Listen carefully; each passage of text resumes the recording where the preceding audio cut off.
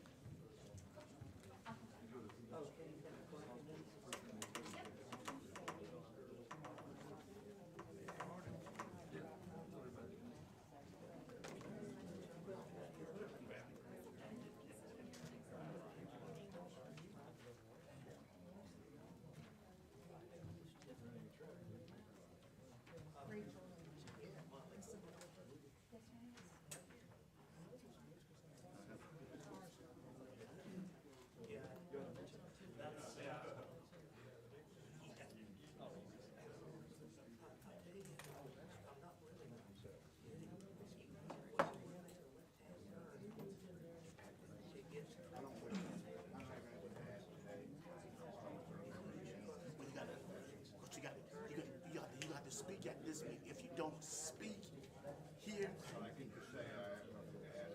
yes, but you can't say anymore. If that's all you say, you can't say anything different at the board meeting. So everything that you do want to speak and address, you need to say it, even if it's very, very generic. So you can.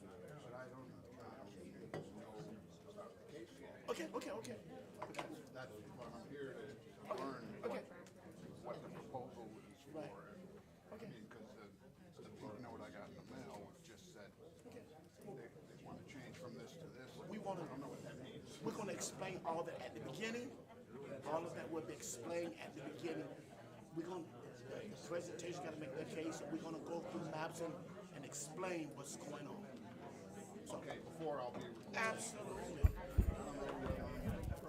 Okay, yes, sir. My first meeting. And you're doing good. I'm glad you're here. We're going to provide some education. Yes, sir. Absolutely.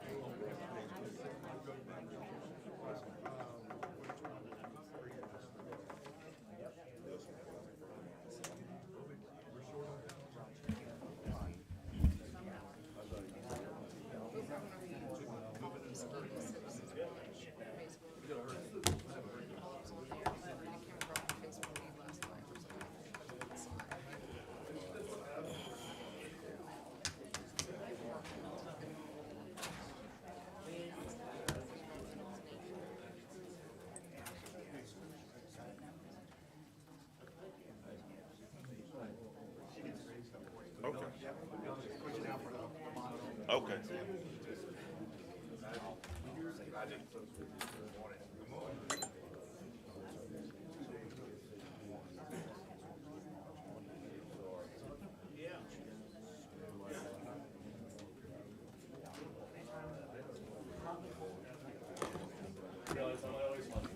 You ready?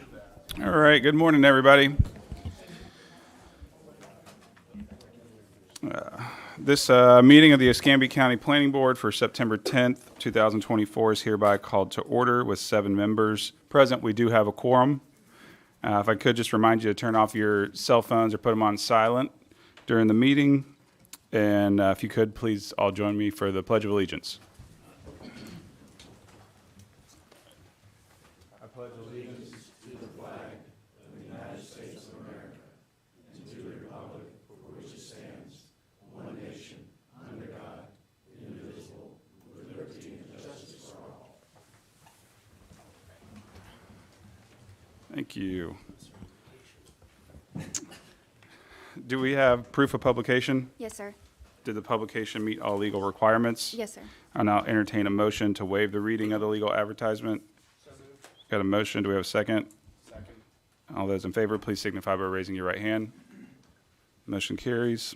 The rezoning meeting minutes from the previous meeting dated August the 6th have been provided to the board members. Are there any additions, deletions, or corrections?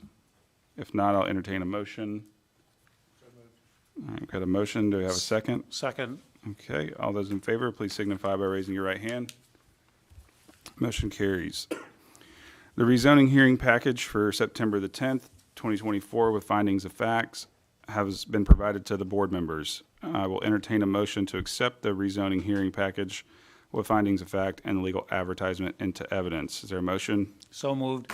Motion, do we have a second? Second. Okay, all those in favor, please signify by raising your right hand. All those opposed?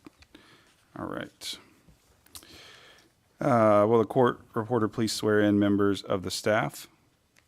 Raise your right hand. Do you solemnly swear or affirm the testimony about to give in this case will be the truth, the whole truth, and nothing but the truth, so help you God? All right. And the board has previously qualified staff to offer expert testimony in the area of land use and planning. Do any of the board members have questions regarding their qualifications and ability to offer expert testimony? All right, seeing none. All right, at this hearing, the planning board is acting under its authority to hear and make recommendations to the Board of County Commissioners on rezoning applications. These hearings are quasi-judicial in nature. Quasi-judicial hearings are like evidentiary hearings in a court of law, however less formal. All testimony will be given under oath, and anyone testifying before the planning board may be subject to cross-examination. All documents and exhibits that the planning board considers will be entered into evidence and made part of the record. Opinion testimony will be limited to experts, and closing arguments will be limited to the evidence in the record.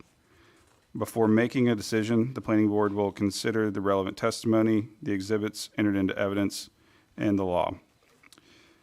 Each individual who wishes to address the planning board must complete a speaker request form that's in the back of the room and submit to the planning board clerk. You will not be allowed to speak until we receive a completed form. And please note that only those individuals who are present and give testimony on the record at this hearing before the planning board will be able to speak at the subsequent hearing before the Board of County Commissioners. No new evidence can be presented at the Board of County Commissioners meeting. Therefore, all testimony and evidence must be presented here today.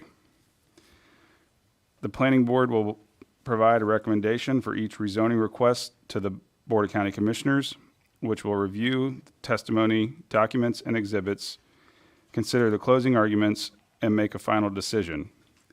All decisions by the BCC are final, and anyone who wishes to seek judicial review of the decision of the BCC must do so in a court of competent jurisdiction within 30 days of the date the Board of County Commission approves or rejects the recommended order of the Planning Board. All written or oral communications outside of this hearing with members of the Planning Board regarding matters under consideration today are considered ex parte communications. Ex parte communications are presumed prejudicial under Florida law and must be disclosed as provided in BCC Resolution number 96-13. As each case is heard, I will ask that any board member who has had or been involved in any ex parte communication to please identify themselves and describe the communication. As required by Section 2-7.2 of the Escambia County Land Development Code, the Planning Board's recommendation to the BCC shall include consideration of the following approval conditions. The applicant has the burden of presenting competent substantial evidence to the Planning Board establishing that the requested zoning district would contribute to or result in a logical and orderly development pattern. The appropriate surrounding area within which uses and conditions must be considered may vary with those uses and conditions and is not necessarily the same area required for mail-out notifications. A logical and orderly pattern shall require demonstration of each of the following conditions. A, consistent with the comprehensive plan. That the proposed zoning is consistent with the future land use FLU category as prescribed in LDC Chapter 3 and with all other goals, objectives, and policies of the comprehensive plan. If the rezoning is required to properly enact a proposed FLU map amendment transmitted to the state for agency review, the proposed zoning is consistent with the proposed FLU and conditional to its adoption. B, consistent with zoning district provisions. The proposed zoning is consistent with the purpose and intent and with any other zoning established provisions prescribed by the proposed district in Chapter 3. Compatible with surroundings, all the permitted uses of the proposed zoning, not just those anticipated by the rezoning applicant, are compatible as defined in Chapter 6 with surrounding uses. The uses of any surrounding undeveloped land shall be considered the permitted uses of the district. Compatibility is not considered with potential conditional uses or with any non-conforming or unapproved uses. Also, in establishing the compatibility of a residential use, there is no additional burden to demonstrate the compatibility of specific residents or activities protected by fair housing laws. D, appropriate if spot zoning, where the proposed zoning would establish or reinforce a condition of spot zoning as defined in Chapter 6, the isolated district would nevertheless be transitional in character between the adjoining districts, or the difference with those districts would be minor or sufficiently limited. The extent of these mitigating characteristics or conditions demonstrates an appropriate site-specific balancing of interest between the isolated district and adjoining lands. E, appropriate with changed or changing conditions if the land uses of developed conditions within the area surrounding the property of rezoning have changed, the changes are to such a degree in character that it is in the public interest to allow new uses, densities, or intensities in the area through rezoning. And the permitted uses of the proposed district are appropriate and not premature for the area or likely to create or contribute to sprawl. At the beginning of each case, as long as there are no objections from the applicant, we will allow staff to briefly present the location and zoning maps of the photos for the property. Next, we will hear from the applicant and any witnesses that they may wish to call on. Then we will hear from staff and any witnesses they may wish to call on.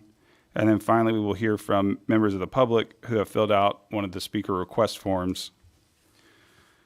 All right, today there are 4 cases to be heard. And the first rezoning application for consideration is case number Z-2024-12, which requests rezoning of Lillian Highway, parcel number 25-2S-31-2301-000-000 from LDR Low Density Residential District 4 dwelling units per acre, and heavy commercial and light industrial district, HCLI, 25 dwelling units per acre, to HDMU, high density mixed use district, 25 dwelling units per acre, as requested by Meredith Bush, agent for Cecilia Falgura, trustee Cecilia Falgura, revocable trust, 1/3 interest, Antonia Arcega, 1/3 interest, and Naomi Magwilly, 1/3 interest owners.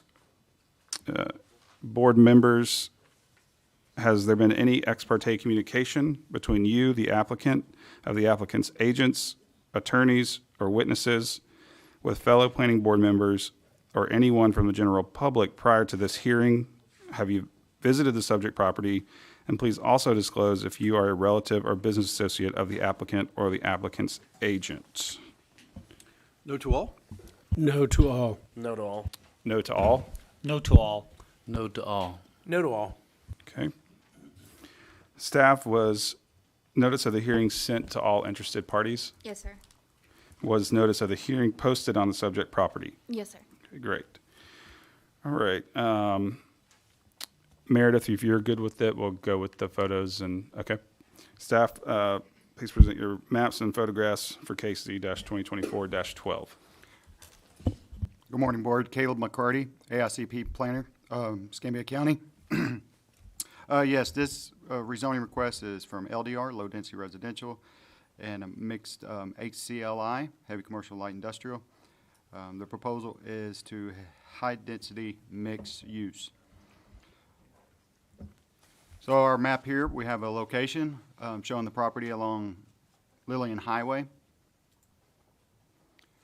This is our 500-foot radius zoning map showing that the frontage along Lillian is HCLI and the back portion is low-density residential. The future land use of the property is mixed-use suburban. This is our existing land use map. The property is currently vacant. We've included a wetland map that shows some jurisdictional wetlands on the subject property, and also flood zones, FEMA flood zones as shown on county maps. This is an aerial photo showing the property along Lillian. This is our notice of public hearing sign that we posted on the property along Lillian Highway. This is looking east along Lillian. This is looking west along Lillian Highway. This is looking north across Lillian from the site. And this is looking south onto the site. It's a wooded site. This gives us another look east onto the site from the retail property to the west. That concludes our maps and photos. All right, thank you.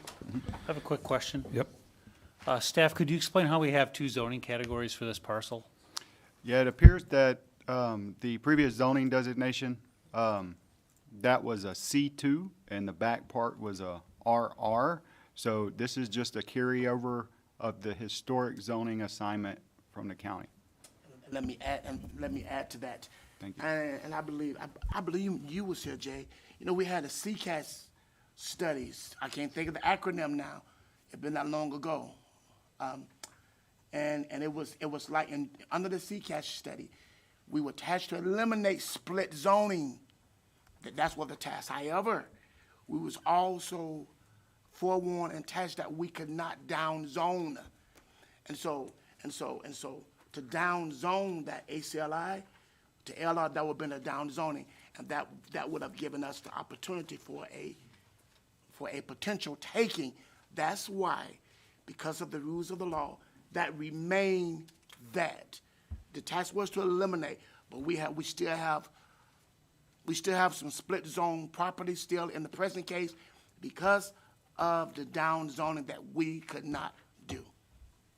Why wouldn't the parcel of, the entire parcel been given the greater zoning? Because of the impact to the surrounding properties, and all of that. So we wanted to try to stay consistent, because you see, it was the R2 that was more residential.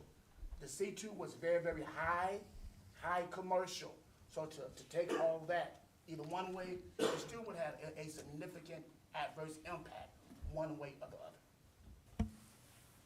Mr. Ingwell, it's an impossible task. If you look north of it, that's Ground Point. It's a total subdivision. Yes, And it the is. fact that it's HCLI is absolutely insane. But Yes, I it is. understand why, because they couldn't reduce. And this is the problem, and this is why we're here, and this is probably why they're here, so. Right, and I'm glad you brought it up, Mr. Powell, because yes, that ACLI, that's a full-blown residential subdivision, non-commercial at all.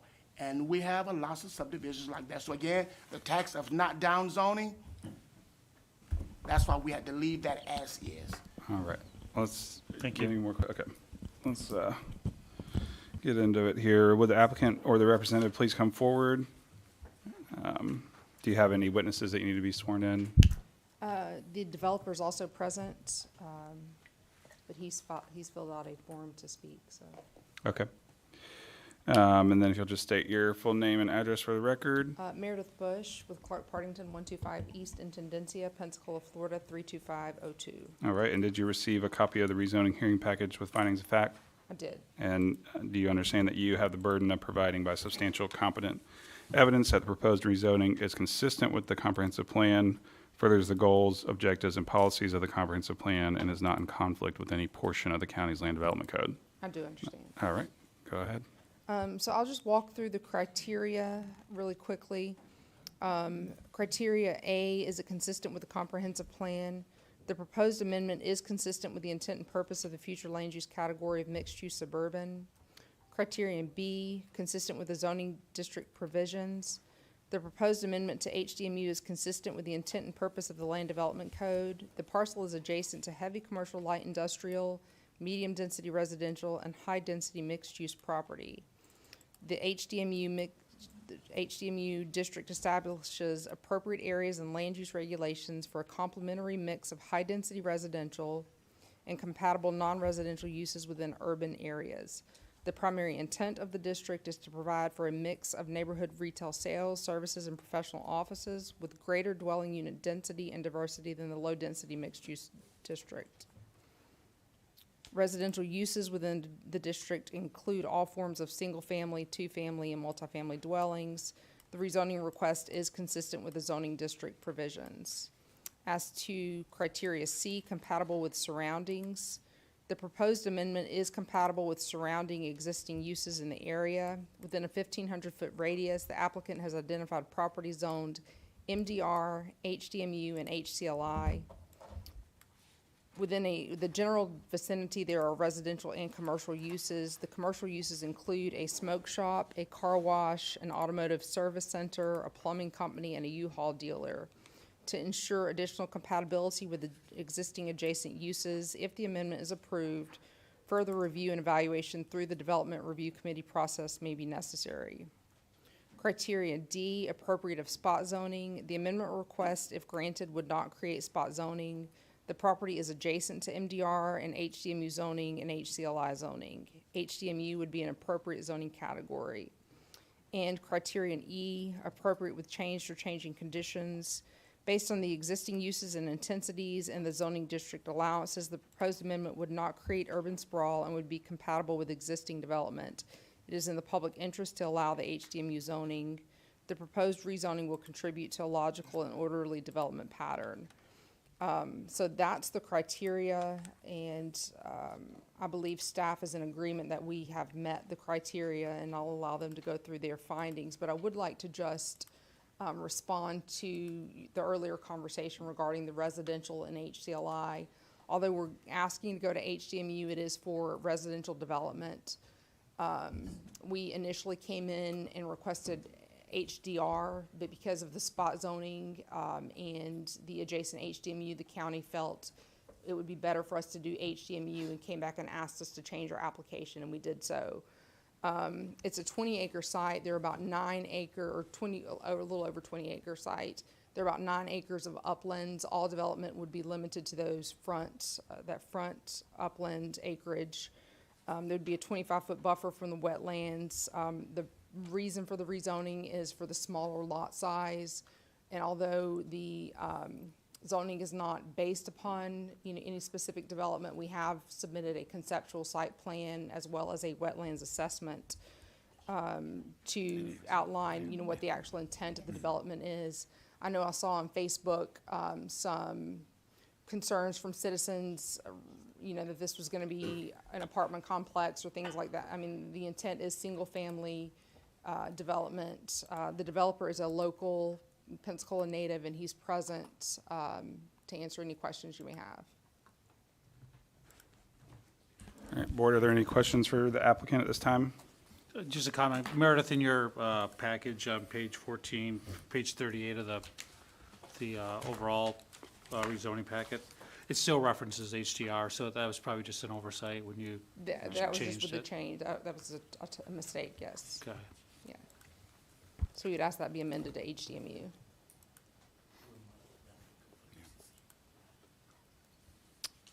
All right, are there any further questions at this time?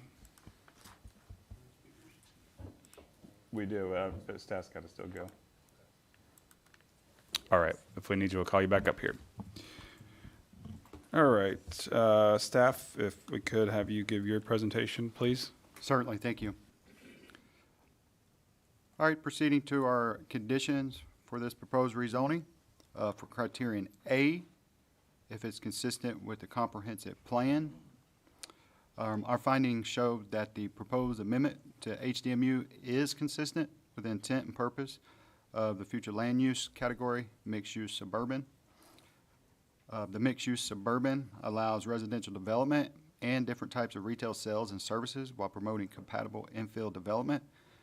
Additionally, in accordance with comprehensive plan future land use 1.5.1, the maximum densities and intensities are encouraged in the underutilized properties in the mixed-use suburban category to promote the efficient use of existing roads, utilities, and infrastructure. Furthermore, future land use 2.1.2 promotes compact residential development by allowing rezonings to higher densities in the mixed-use suburban future land use category. Next, concerning criterion B, if the request is consistent with the land development code, our findings show that the proposed amendment to rezone to high-density mixed use, which is 25 dwelling units per acre, is consistent with the intent and purpose of the land development code. We found that the primary intent of the district is to provide for a mix of neighborhood retail services, servicing professional offices with greater dwelling unit density and diversity than the low-density mixed-use district. The HDMU district is appropriate to provide transitions between areas are used for medium or high-density residential and areas zoned are used for commercial. The HDMU zoning district is suitable for areas where the intermixing of uses has been custom and where future uses are uncertain and where some redevelopment is probable. The property to the west is zoned heavy commercial, light industrial, and the property to the east is a 3-lot commercial subdivision that consists of HCLI, heavy commercial, light industrial, HDMU, and LDR zoning districts. Additionally, the rezoning to HDMU is an appropriate transition between the HCLI zone property to the west and the HCLI, HDMU, and LDR zone properties to the east. Additionally, in a memo dated August 16, 2024, from Transportation and Traffic Operations staff, comments have been provided concerning the rezoning request. They state, Transportation and Traffic Operations has no concerns regarding the capacity of Lillian Highway in the vicinity of the proposed project. Please note that TTO's review is solely based on the rezoning application submittal packet, so the comments above hold no bearing on any TTO comments made during the development review process. Continuing to criterion C, if the rezoning request is compatible with the surrounding uses. We found that the proposed amendment is compatible with the surrounding properties in the area. Within the 500-foot radius area, all properties are within the LDR, LDMU, MDR, HDMU, and HCLI zoning districts that consist of single-family dwellings or commercial uses on the individual lots. The ACLI zone property abutting the east and west are commercial uses consisting of general retail and automotive repair. The property across Lillian consists of single-family residential homes. To the south, single-family dwellings are found, yet are located at a substantial distance from the development area of the subject property due to environmentally sensitive lands. Therefore, the mix of the single-family dwellings and the adjacent commercial uses contributes to the general compatibility of the proposed HDMU zoning district being requested. Equally important is the fact that the proposed amendment request, if approved, will be removing the potential of a future request to rezone the subject property to HCLI in its entirety, thus aborting the potential of allowing more egregious and adverse impacts to the surrounding properties due to the litany of potential for HCLI zoning. Preserving the character and quality of residential neighborhoods as well as protecting them from the intrusion of incompatible development by ensuring that new development is compatible in character and size is what this request appears to do. Criterion D, if it's appropriate, if spot zoning. We found that by definition, the amendment to HDMU would not be considered spot zoning due to the contiguous land to the east being the same zoning district. Furthermore, the development area is substantially limited by environmentally sensitive lands on the southern half of the subject property. Although the rezoning request includes the entire parcel, development would likely be on the northern half due to these constraints on the land. Criterion E, if appropriate, with changed or changing conditions. We found that the land uses or development conditions within the area surrounding the properties have not changed. The development within the area has historically remained a mix of residential and commercial, and with the request to HDMU, the potential uses, densities, and intensities allowed by the district would be compatible with the existing surrounding development patterns. The proposed amendment would not create or contribute to urban sprawl. That concludes our findings for this case. We found that it met all the criteria. All right, thank you. Board, is there any questions for staff at this time? All right. For those members of the public who wish to speak on this matter, please note that the planning board bases our decision on the approval conditions and exceptions described in section 2-7.2 of the Escambia County Land Development Code. During our deliberations, the board will not consider general statements of support or opposition. Accordingly, please limit your testimony to the approval conditions and exceptions described in section 2-7.2. Please also note that only those individuals who are present and give testimony on the record at this hearing before the planning board will be allowed to speak at the Board of County Commissioners. All right. Mr. Homiak, I did have a form for you if you wanted to speak, or if you just filled that out in case there were questions. I'd like to speak at the end if I can, please. Okay. All right, we've got Thomas Pertian. I'm sorry. Sorry? Peranto, yes. I apologize. If you please could state your name and address and be sworn in for the record, and then we'll get your time started. Yes, my name is Thomas Peranto. I'm at 720 Hannah's Terrace, Pensacola, Florida, 32506. Raise your right hand. Do you solemnly swear or affirm the testimony about to give in this case will be the truth, the whole truth, and nothing but the truth? I do. Okay, I'm speaking against the zoning. I live at Hannah's Terrace, which is directly across the street from the proposed rezoning. Lived there since we built the house in 2020. And before that, lived less than a mile down the road at 12,001 Lillian Highway. So I'm very familiar with the traffic in the area. And that's my biggest concern. This property being directly across the street from Hannah's Terrace, you try to get out on the highway certain times of the day, and turn left going east, morning, noon, and night, the morning rush going to work. I happen to be retired, so I'm lucky in that respect, but morning rush, lunchtime rush, and evening rush, it is very difficult to get out and turn left. It creates a dangerous situation where people have to look for that little opening and try to make a mad dash across to get where they need to go. If you put this development across the street, no doubt you're gonna have to put turn lanes in. There'll be cars stopped in the middle of the road to turn left in the turn lane. It'll create an impossible situation to get out of our subdivision at certain times of the day. So I don't know how you mitigate that, but it's a very difficult, challenging situation already, and this would make it impossible at certain times of the day.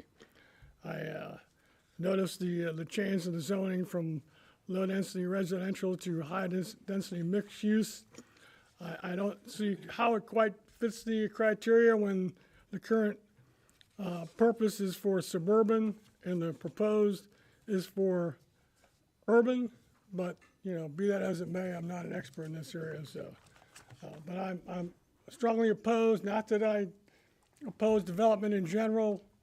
Good for the county, good for the owners of the property, you know, good for the people that want to move there. But this particular request in the area that's at is going to create a very difficult situation for the people in the area. Thank you. Thank you very much. All right, next we've got Christopher Maxmer. If you please could come forward, state your first and last name and address for the record and be sworn in.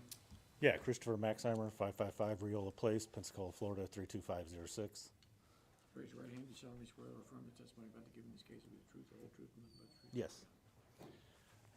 I just want to voice my opposition to this, just like the gentleman said. I live just north of there on Riola Place. I've lived there 7 years. I'm building a house on Miramar, just to the west, so I know the traffic troubles on Lillian Highway there between Dog Track all the way to Alabama. So I just wanted to voice my opposition to this. It's going to add more.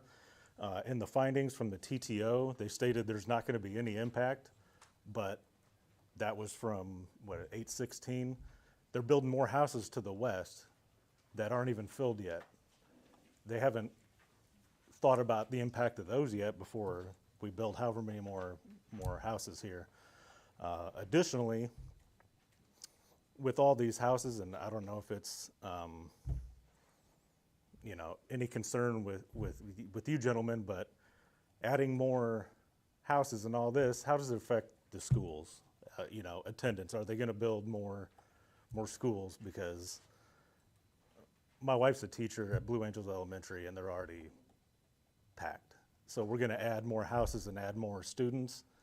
Are we going to build more schools? And then thirdly, with half of it being wetlands and everywhere else in the area that is being developed, and we're taking away the natural habitat, that the little bit that's left of woods and everything is getting taken away. And now you got the 25-foot, between the wetlands and where you develop, but 100 years from now, how does that affect the wetlands in the long run? And all we're doing is just taking down trees and natural habitat that's left in the area and developing it for what? For the property owners to make a little buck, to throw, however many. I haven't seen the plan. I'd like to. Is there a way for me to see? Yeah, you can contact staff. Okay, thank you. Oh, we do have a copy in the packet. Okay, Preliminary. all right. But that's all I have. Thank you. Thank you.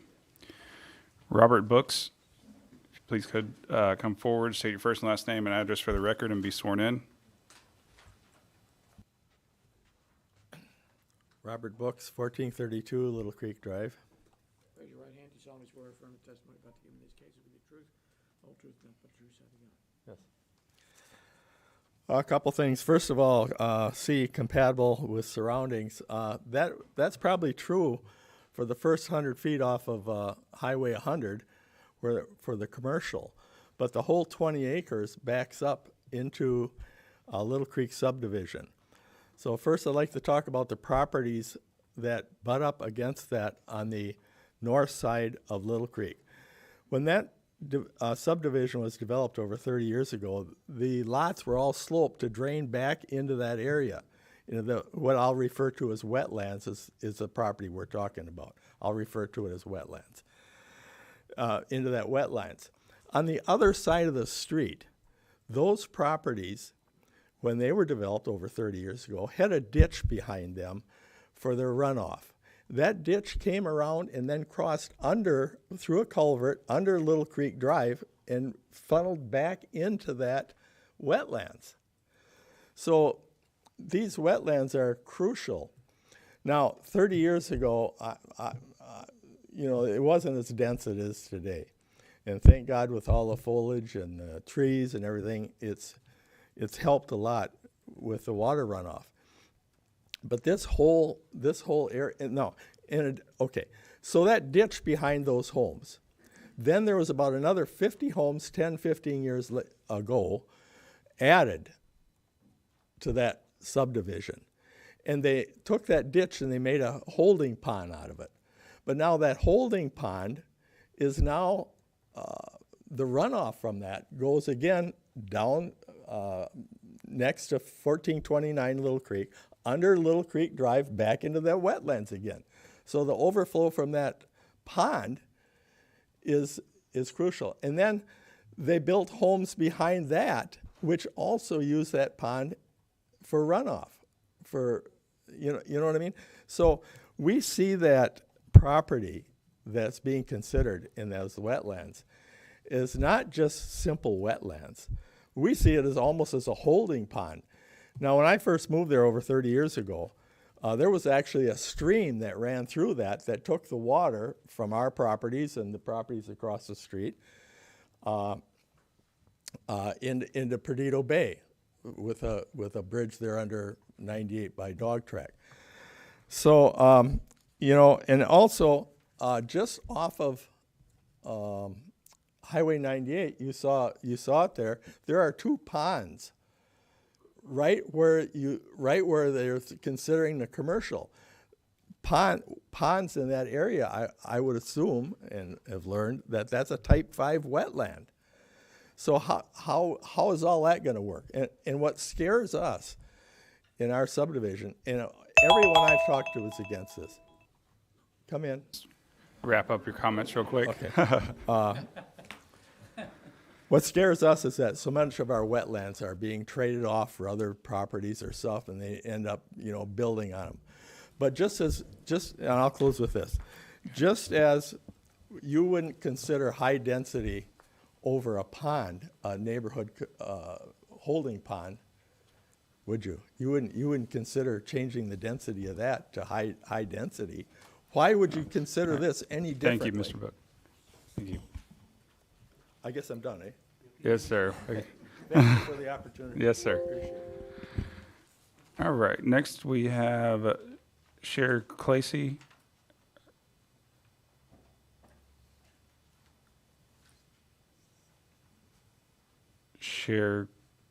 I think that's Cher Clacy. It's Cher Clary, but Cher Clary.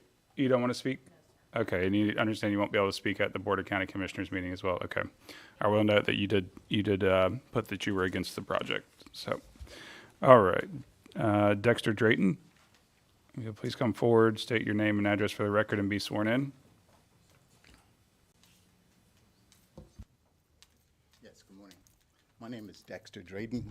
My address is 1438 Little Creek Drive, Pensacola, Florida 32506. Raise your right hand. You solemnly swear or affirm the testimony about to give in this case will be the truth, so the truth, and nothing but the truth, so help you God. I do. Yes, I'm coming in to speak on behalf of Little Creek Drive, Little Creek subdivision. And the reason I'm coming in to speak, I really don't agree with what's been done as what's in the plans for this property directly behind my property on Little Creek Drive. And the reason I'm coming in is to speak on, first of all, is the flooding that we're experiencing since they put the new subdivision in directly across the street from Little Creek Drive. That's behind the 1437. All of those homes have flooded on numerous occasions, at least 4 times that I've been there, and it's only started since they built the new subdivision back there. That's one of my concerns. And the second concern I have is the area that you're talking about building, I don't think it's compatible with the existing areas that we have already, you know, as far as housing, single-family homes and, you know, single-story homes.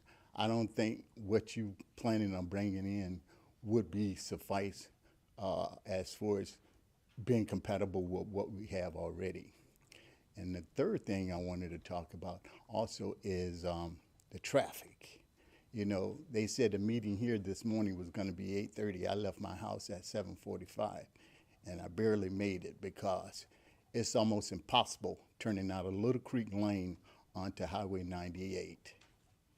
And as you all know, I'm sure as a county, you know, we have a lot of traffic going, you know, east and west, and then we have a lot of bad roads in the Little Creek subdivision, Little Creek area that, you know, they're washed out, but you got, you know, patches where you run into problems where you have to dodge this, have to dodge that as far as road conditions. So none of that's being considered as far as improving the area that you're talking about, rezoning. And I just want to bring it to your attention. That's all I have. Thank you very much. All right, our next speaker is Larry Van Patten. Please come forward, state your name and address for the record, and be sworn in. Hello, Larry Van Patten, 1313 Heron Inlet. Raise your right hand, you solemnly swear or affirm the testimony about to give in this case will be the truth, the whole truth, nothing but the truth, so help you God. Certainly. I'd just like to echo a few of the themes we've been hearing. And if I could get some clarity. High density means there'll be more than 4 homes per acre. Is that the definition? Yes, the back portion of the property is low-density residential currently, which allows 4 dwelling units per acre. The request would to be assigned the high density for the entirety of the property, which would allow 25 dwelling units per acre potentially. And what are the development plans? How many homes in that? There's a preliminary development plan that has been submitted to the county. Again, the caveat to that is very preliminary. You know, things related to stormwater infrastructure, environmental concerns, all those things will be reviewed once a more formalized plan is submitted to the county. All those applicable regulations would have to be met related to, you know, county requirements. So there's no number of homes they're looking to do yet? This is what. About 50 homes. About 50. Yeah. And I'd also like to repeat the one gentleman's concerns about the schools. If that's another 50 homes, you know, I know those schools are already at capacity, so that's a concern. And also the traffic, I don't know, you said the Department of Transportation looked at that and I don't know, have they driven that road recently? It seems at least there should be consideration of turn lanes or, you know, 2 lanes in each direction as part of the expansion of all this. That's all, just a concerned citizen trying to get some answers. Very good. Yes, Okay, sir. thank Yes, you. sir. Thank you very much. All right, that's all I had for speakers. So Mr. Homiak, as a developer, if you'd like to come up and speak, and if there's any questions from the board, you'd be willing to answer as well. Yes, Jim Homiak, 1700 Scenic Highway, Apartment 400, Pensacola, Florida. All right. Raise your right hand, solemnly swear or affirm the testimony about to give in this case will be the truth, the whole truth, nothing but the truth, so help you God. I do, thank you. Yeah, we looked at this property, and just wanted to kind of review what we plan to do with it. We have a layout there for 40-foot single-family lots. We plan to use just the 9 acres of uplands in the front with no impact at all to the wetlands in the back. So that's basically the plan that we have. We could have gone with higher use with high density, we know that's gonna be allowed, but we just want to do the 40-foot single-family lots. And I'll answer any questions that you all might have. I think also in looking at the density and the impacts also, you might want to look at with 20 acres, I think that's about 2.5, 3 units an acre. And if we talk about the upland acres, we're about 5 units per acre. So that's the type of density that we're actually going to use to develop the property. Gotcha. Board members, are there any questions?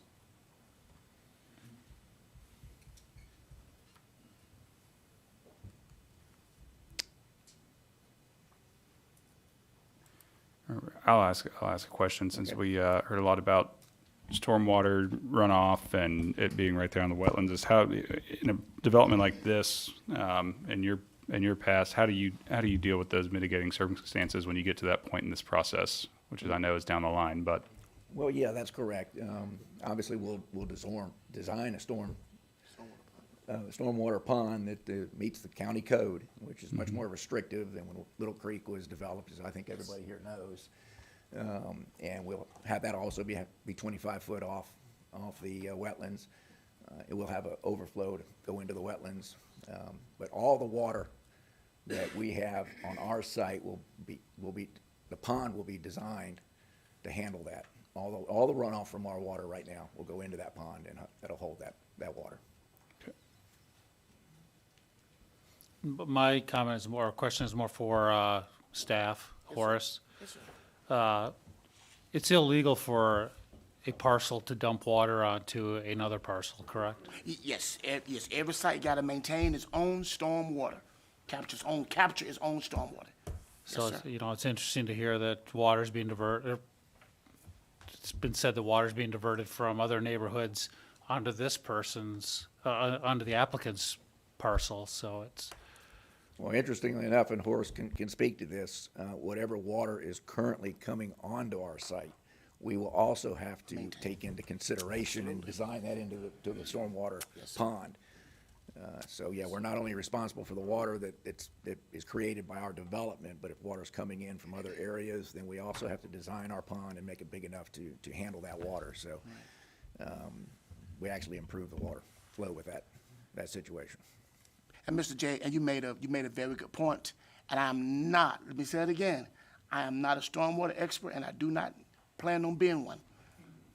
Don't want to be one. It's a very, very professional, scientific requirement. And we have a very, very good county engineering department. But I do know this is my tenure. Many of these old areas, they were designed to a 25-year storm event. I know enough to say that. But after the SWOT analysis and all of that, we changed the standards to design it for a 100-year storm event. So the stormwater requirements, they are much more intense and they're much more better, and they're looking at the whole area instead of just one specific lot at this time because of the different changes that has occurred with the Land Development Code and with our engineering department, as with the new regulations. Mr. Chair, I hope not to be redundant, but I know that you, in your opening speech, you mentioned to the general public that the 5 criteria are the items that we have to take in consideration, which is difficult for people who come in. That road is terribly busy. It's very busy, and they're correct. However, in our purview, what we have to consider that will go through at a later point when he goes through the gauntlet of the DRC, and they have to determine whether or not maybe his subdivision merits a traffic light, maybe it merits turn lanes, whatever that case may be, and the developer who takes the risk has to incur the cost of those things. So that's why those 5 criteria are so important. And another issue, if I do the math, I mean, theoretically, with the yield per acre, it could be up to 241 units per acre, which is obviously not logical. It doesn't make sense. And he's coming with potentially 50, and we're not to consider that either. But to me, given the HCLI designation, I would almost rush to meet up with the developer to say, hey, we've got these concerns, and try to work along with them, because this is much better than potentially the items, if you look in HCLI, what could be put there. I think of one on Gulf Beach Highway that's very similar that we lost in here, and I wish that you had developed on that property. I've only mentioned it every time we're in here, but it is frustrating, and it's a difficult task. When they have these overlays, it's not because it's Horace's fault or the county's fault, but they were handcuffed. Mr. Powell, it's not Mr. Jones' fault. For this particular thing, I'll subject that to another thing, but to try to get your hands around what was and try to make a comprehensive development over, we have history back to 1600, for God's sake. We built a lot of stuff since then, and now we're trying to get a grasp on it. And it's a challenging thing to get your hands wrapped around. And there's a lot of, I don't want this next to me. I don't want a lot of yield, but quite frankly, I think it's a generous 50 units as opposed to 200. I don't know. It just seems to me it checks the boxes there, but there are certainly items, and I hope, and there have been, subjects in the past where their stormwater management has aided the people on either side. I'm not saying that is definitely going to happen, but it has occurred, and I just wanted to get that out for the public. It is frustrating, and so glad they come with these concerns. They're legitimate. There's serious traffic issues on it. That's no joke. You'll find out when you're driving out of them. But and I think that as much as they can, I'd be involved in the DRC process and see what they have to go through. But it's a challenge. Thank you. Mr. Powell, along those lines, the TTO always puts an assessment in there. Again, it'd be nice to see if they would base that on max build out, just throw the numbers out. Hey, this is what it potentially could be, just for an assessment. I mean, infrastructure is on everybody's minds. Stormwater, roads, schools, we get it. And, if they're gonna put in an assessment out there, have some meat to it. Well, Jay, on that road there, that's a state road too, so that's going to come into even a heavier opinion when the state gets to it. I mean, I deal with that all the time. I want to say the governing authority when it comes to the ones where we do seem to have the traffic problems, so. All right, any further questions or comments? All right, thank you. Thank you all. All right, we do not have any more speakers on the item. We've heard from the applicant, we've heard from staff. If there's no further questions or comments, I will entertain a motion. I'll make a motion to approve Z 2024-12-12 per the staff's findings. I'll second that. Okay, is there any discussion on the item? If not, all those in favor, please signify by raising your right hand. All those opposed, motion carries. All right. We will move on to our second rezoning case.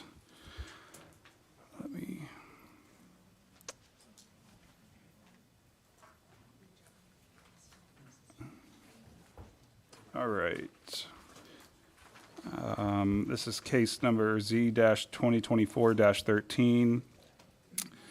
The applicant is Buddy Page, the agent for Pedro's of Lillian Properties LLC owner. Address is 13141 Lillian Highway. Future land use is mixed use urban. And this is a request from MDR Mixed Density Residential District, 10 dwelling units per acre, to HDMU High Density Mixed Use District, 25 dwelling units per acre. Mr. Page, are you good with staff going over, well, hold on, sorry.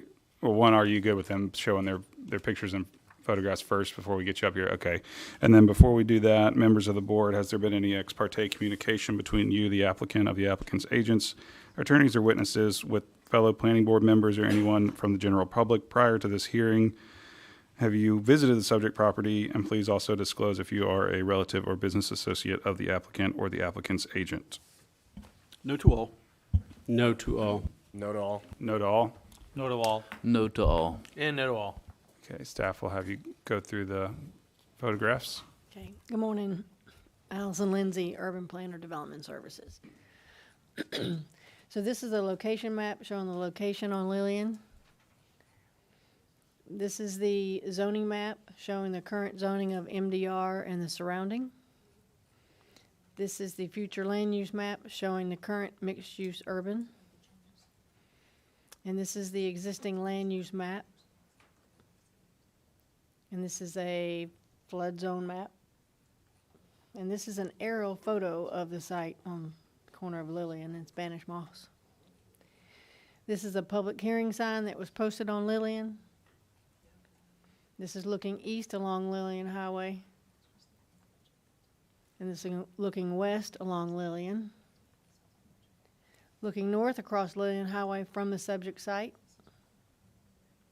This is looking south onto the subject property. And this is looking south onto the site. And this is the public hearing sign that was posted on Spanish Moss. This is looking northwest onto the site from Spanish Moss. And this is looking north along Spanish Moss. And this is looking south along Spanish Moss Drive. Looking west from the site toward Spanish Moss. And that's the maps and photographies. All right, thank you very much. Mr. Page, if you would please come forward.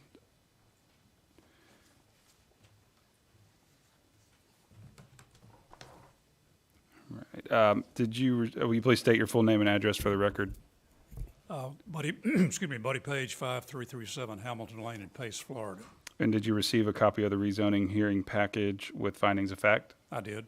And do you understand that you have the burden of providing by substantial competent evidence that the proposed rezoning is consistent with the comprehensive plan, furthers the goals, objectives, and policies of the comprehensive plan, and is not in conflict with any portion of the county's land development code? I do. All right, good to go.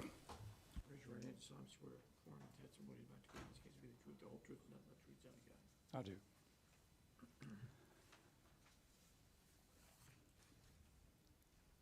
Mr. Chairman, this application originally started out, when I got involved with it, to include two parcels of property, one where the restaurant sits now, and then an additional lot adjacent to it and to the south. That piece to the south, my understanding was back then that that was going to be used for parking between the building and the restaurant, and then the building, the residential unit itself would be an office for the operation. That has since changed. The owner came down and met with the staff, so the application was significantly changed to reflect that the request now is only for the restaurant itself, and that's what we had prepared since that point. The items that are in the application dealing with consistency with the comprehensive plan. Item A, staff finds that it is consistent and consistency with the zoning provisions under section 2-7. The staff finds that the application is consistent with that as well. Item C deals with compatibility of surrounding uses. I think the photo shots that you've seen indicates exactly what is around it now. The board might recall the rezoning of the little whiskey store just in the extreme northeast corner of that yellow area. And it's next door to a neighborhood bar, which is not quite on that particular shot at that location. But that general area over the years, and my in-laws still has some apartments right at the bridge in that area, so I'm very familiar with what it's looked like since about 1955. There have been a number of things that start up and go down. It start up and go down. But taking a look at the increase in the traffic counts that are crossing that bridge now compared to what it used to be, that area, and of course over in Alabama as well, is undergoing a considerable amount of development. So item C, in terms of compatibility of the surrounding areas, taking that house next door out of consideration here today, it is compatible. Item D, appropriate spot zoning. I think the staff indicates in their findings that it would not be a case of, or a finding rather, of spot zoning. And item E, appropriate with change conditions. There was some discussion there, but it says in the conclusion, however, the rezoning would allow the redevelopment to coexist with the commercial and residential surrounding uses in the area. So, Mr. Chairman, A through 5, all 5 of those, the staff, after a slight modification on E, finds that the application produces enough information to be considered compatible with the area and consistent with those things that have been requested in terms of data. I think the bottom line to all of this is that the owner is not going to be able to do, even though he's got 7 other restaurants in Pensacola, he's not going to be able to do what he originally thought. It's going to be scaled down to something that does fit in with that area. And of course, he's governed by the number of seats multiplied times a factor that yields and demands the number of parking spaces. And that's what drives the whole operation, is the number of seats inside and the number of parking spaces outside. So taking that adjacent piece of property out of consideration, I'm not sure how things are going to proceed in terms of what size restaurant he's going to be able to come in with at some point. But that's what the request is of me. That's what they concluded at the meeting. My understanding is with the staff, I was not there. And that's what we're asking the board to do today, based on successful consistency with these 5 with staff findings. We would ask the board's consideration to approve. All right. Thank you, Mr. Page. Any questions for the applicant? Mr. Page, page 106 of the package, there's a parcel split out combination request. Is that a holdover from the original COA course of action? What holds over? I'm sorry. On page 106 of the package? If you could- Yes, sir, that was originally when they were doing the 2 parcels. Okay. I was going to ask Mr. Page, there was an active restaurant of the same name at one point in time prior to this, is that correct? I'm not hearing that, I'm sorry. I said the restaurant did operate from that same location at one point in time, is that correct? Yes, it will operate the same Okay, location. I'm just curious why there would need to be a zoning change, or is it just to kind of coordinate? Thank you. Well, because currently it's medium-density residential, which does not allow that. It's only residential. So because they were closed over a year, they lost their legal non-conforming status and now have to rezone, to reopen. Thank you. And that's the code. That's what the code says specifically, yes. All right, any further questions for the applicant at this time? All right, thanks so much. Thank you. Staff, if we'll have you do your presentation. Yes, sir. Okay, so for criteria A, consistency with the comprehensive plan, the proposed amendment to HDMU is consistent with the intent and purpose of the Land Development Code mixed-use urban.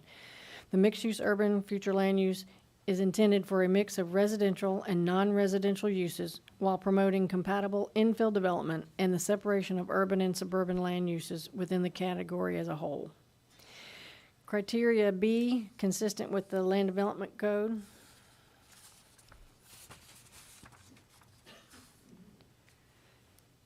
The proposed amendment is consistent with the intent and purpose of the Land Development Code. The HDMU district is appropriate for a complementary mix of high-density residential uses and a compatible non-residential uses where the intermixing of uses has been custom and where some redevelopment is probable. HDMU district is appropriate to provide transition between areas zoned or used for medium or high-density residential and areas zoned or used for commercial. The subject property meets the locational criteria for infill development along an arterial street where already established non-residential uses exist, and for site design which states any intrusion into a recorded residential subdivision is limited to a corner lot. Any additions will have to go through a site plan review process. Criteria C, compatible with surrounding uses. The proposed amendment is compatible with the surrounding uses in the area. The subject property is adjacent and contiguous to HDMU, which allows high-density residential uses and compatible non-residential uses. There are several existing commercial uses adjacent to and near the subject property along Lillian Highway, making this request consistent with the applicable requirements of the Land Development Code. The applicant has stated that the purpose to rezone is to reinstate a restaurant that had long standing in the community until it closed. The business was closed for more than 1 year, causing it to lose its legal nonconforming status. Therefore, rezoning will bring the building into compliance with the code. It would be necessary to minimize or eliminate adverse impacts on any adjoining residential uses and to provide a more balanced approach where existing uses within mixed-use development districts can coexist. The TTO had no capacity concerns along Lillian Highway, which is a state road in the area of the requested parcel. Criteria D, spot zoning.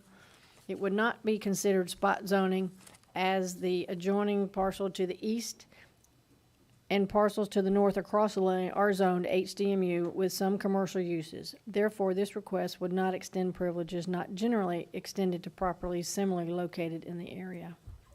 Criteria E, appropriate with changed or changed conditions. The land uses or development conditions surrounding the site have not changed. The request to rezone would allow the redevelopment to coexist with commercial and residential uses in the area, and that's in staff's findings. Thank you. Now, I do have a question. Can we pull up the zoning map on this again? I have a question in regards to staff on this one. Sorry, I gotta ask. So this was a restaurant for 20 some odd years. Why wasn't this caught in the original rezonings and all that? Like, what was the zoning previous to this? To answer your first question, I don't know, but we can put the original zoning. More than likely, it had to be either R1 or R2, and it was here before me. Okay, yeah, because that's what I'm trying to grasp my head, how that didn't get caught when that rezoning kind of happened. It's acknowledging that it was a restaurant, so that's why I'm a little confused why it didn't get pulled up into the HDMU category there, so, with all the other around it. Yeah, don't know. Okay. Yeah, I mean, it says that the county It was property R1. appraiser. Sorry. It Property was appraisers. R1. Huh? It was R1. Yeah, property appraiser says it was built in 1958, so. Yeah. I mean, it's been there for a long time. How that wasn't caught is, yeah, I agree with you. Yeah, and I mean, it kind of feels almost like there was a taking to a degree at that point when it's not, it was already something that was there under that zoning. Yeah, it wasn't. So that's one thing we just don't know. All right, are there any further questions for staff at this time? Okay, we'll get members of the public up here, and please note that we base our decision on approval conditions and exceptions described in section 2-7.2 of the Land Development Code.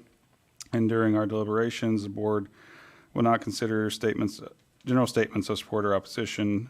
Please limit your testimony to the approval conditions and exceptions described in section 2-7.2.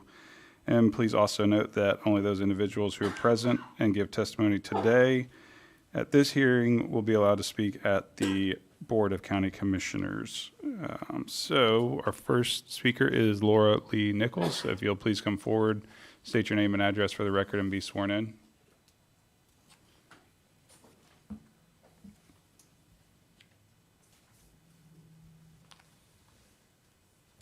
Laura Lee Nichols, 1031 Spanish Moss Drive, Pensacola 32506. Raise your right hand. You solemnly swear or affirm the testimony about to give in this case will be the truth, the whole truth, and nothing but the truth, so help you God. I do. Thank you. One of the biggest concerns I have is living for 6 years and watching this building get multiple citations, deteriorate, and then just recently, a month ago, they came in and did construction without a permit, just shooting stuff up. So I'm concerned about the building. We are one of the closest residents to the building, so once this happens, that means there isn't enough parking. Where are they going to park? There are no street lights on our street. There's no stop sign to turn into our street. We already are vandalized. We already have people coming and taking gas out of our tanks. So I am concerned. My biggest concern was the property of 1030. So if they do get this zoning, is there an opportunity that they could try to zone that again? Because they've been trying very hard. We are wildlife habitat. We have box turtles. We have multiple families of birds. And that property is a habitat, and it should stay residential. So that's my concern, is that if they, because they have continued to want to zone that as their parking lot, and that would be a parking lot directly across the street from my house. So I just want to make sure that they are always up to code. I'm glad they're here today to try to get a permit, because they've been doing everything without a permit before. Ma'am, which parcel's yours? On the 1031 map, Spanish on the Moss? map. Oh, So could we do the aerial? Maybe that might help. we have two parcels. We have the wooded lot right across on Lillian, On the corner there? and then we have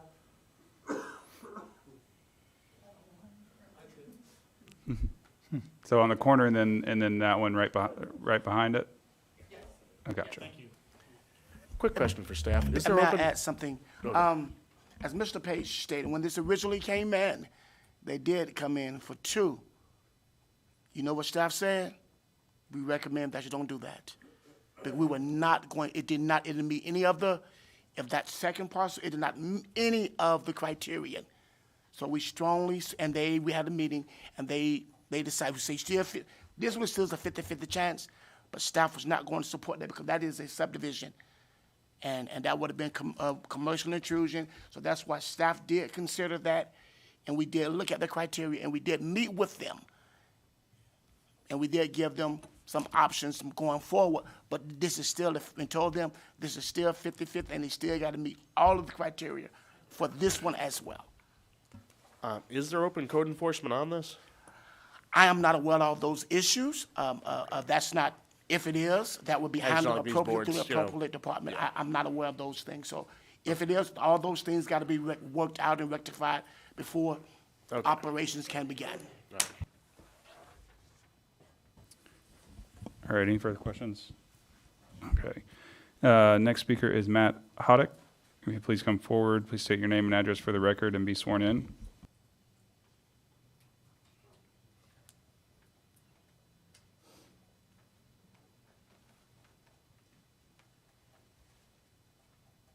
Hi, good morning.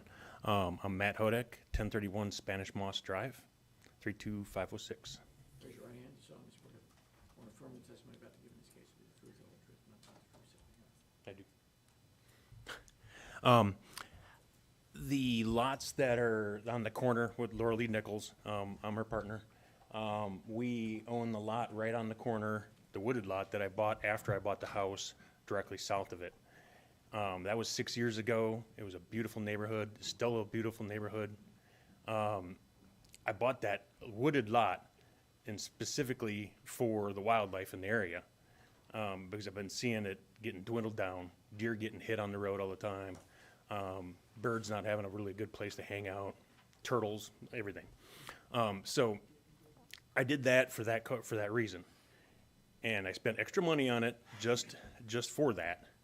And I want to maintain that and don't want people parking along the edge of the road because they don't have any parking at the restaurant.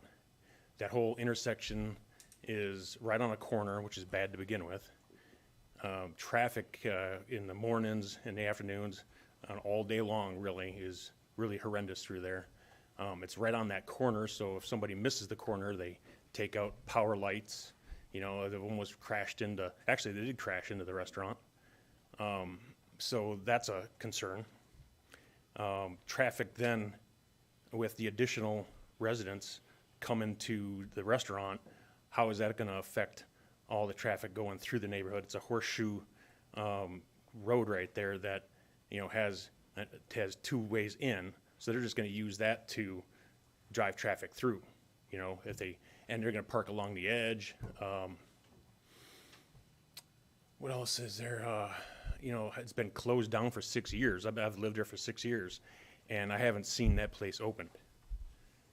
And so, how bad is it degraded in that process? We had Sally hit and do damage to it. So, with all of that being said, Is it, how well is it gonna get remodeled, you know, or fixed? And what kind of detriment is it to the surrounding environment? And that's pretty much all I have to say about that. I appreciate your time. Thank you. Thank you. Next, we've got William Miller. If you'll please come forward, state your name and address for the record and be sworn in.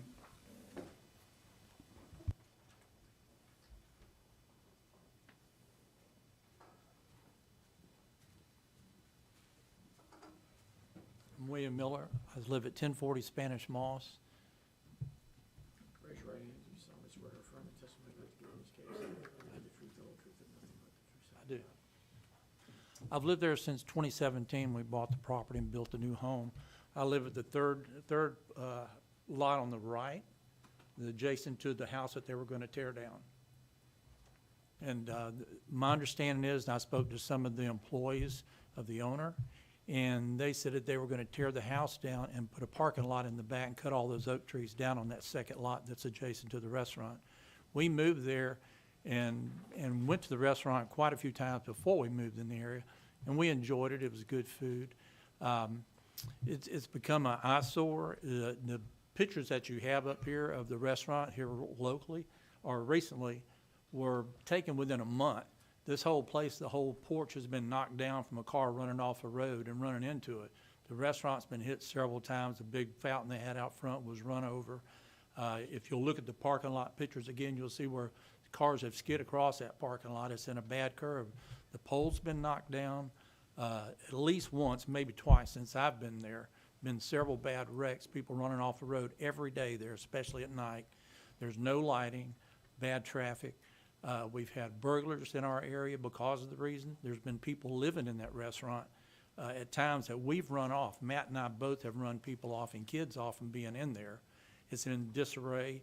And then all of a sudden put up this beautiful front on it, or started to without permits. And it's like putting lipstick on a pig. It just doesn't work. You know, nobody's inspected it. Nobody's been out to look at it. I guarantee you there's mold, mildew. There wasn't much to it as the closing of it when I was there the last few times it was open. You know, and then my property value is going to go down on top of that. And there's the runoff there is just, where's it going to go? If we're on septic tanks, where's the runoff going to go? There's no provision for anything there other than them tearing down the house and cutting down all the oak trees on a residential. And then it'll also change my property value as being commercial. And I don't know what else to say except I'm dead against it. Thank you. Thank you. Any questions for the speaker? Our next speaker is Alexis Mines. Please come forward, state your name and address for the record, and be sworn in.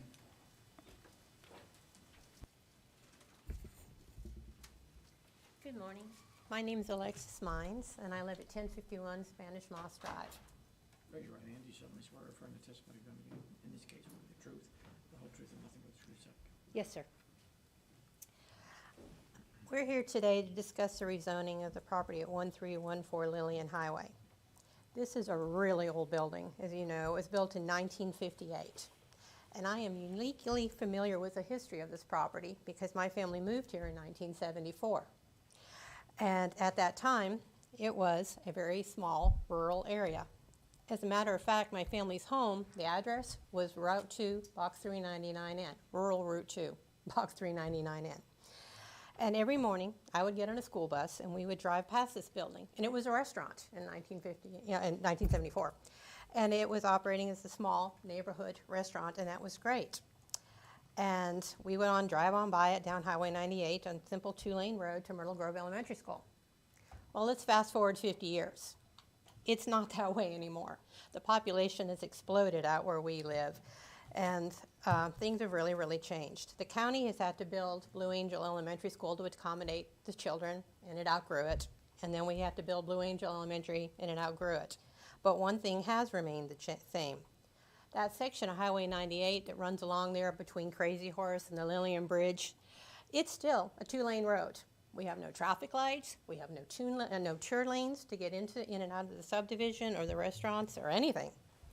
And prior to this building closing, numerous years ago, it was a restaurant. It was in an area, I think it was zoned medium density residential, and there was a problem already. On busy nights, they couldn't handle the parking.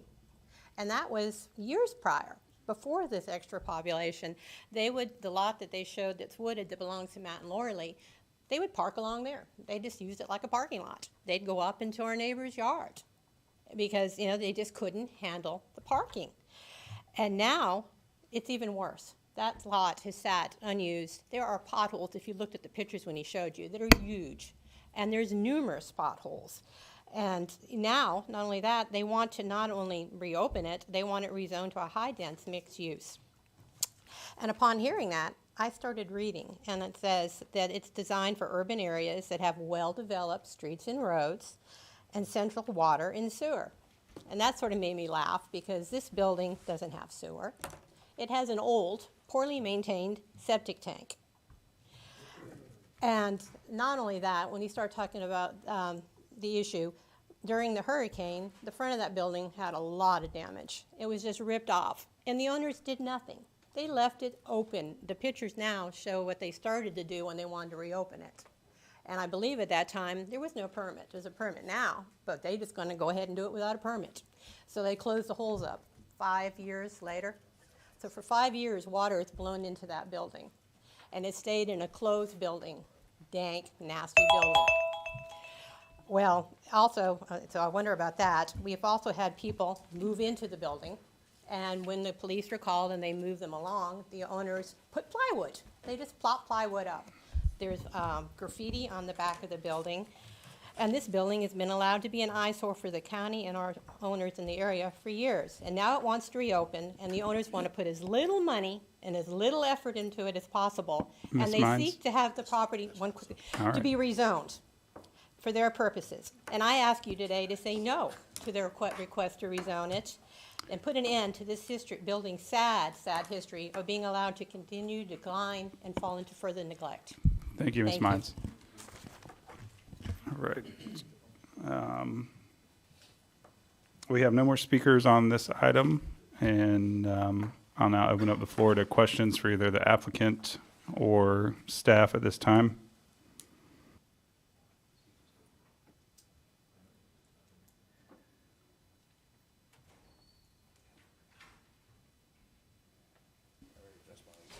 All right. Seeing none, I will entertain a motion by one of the board members.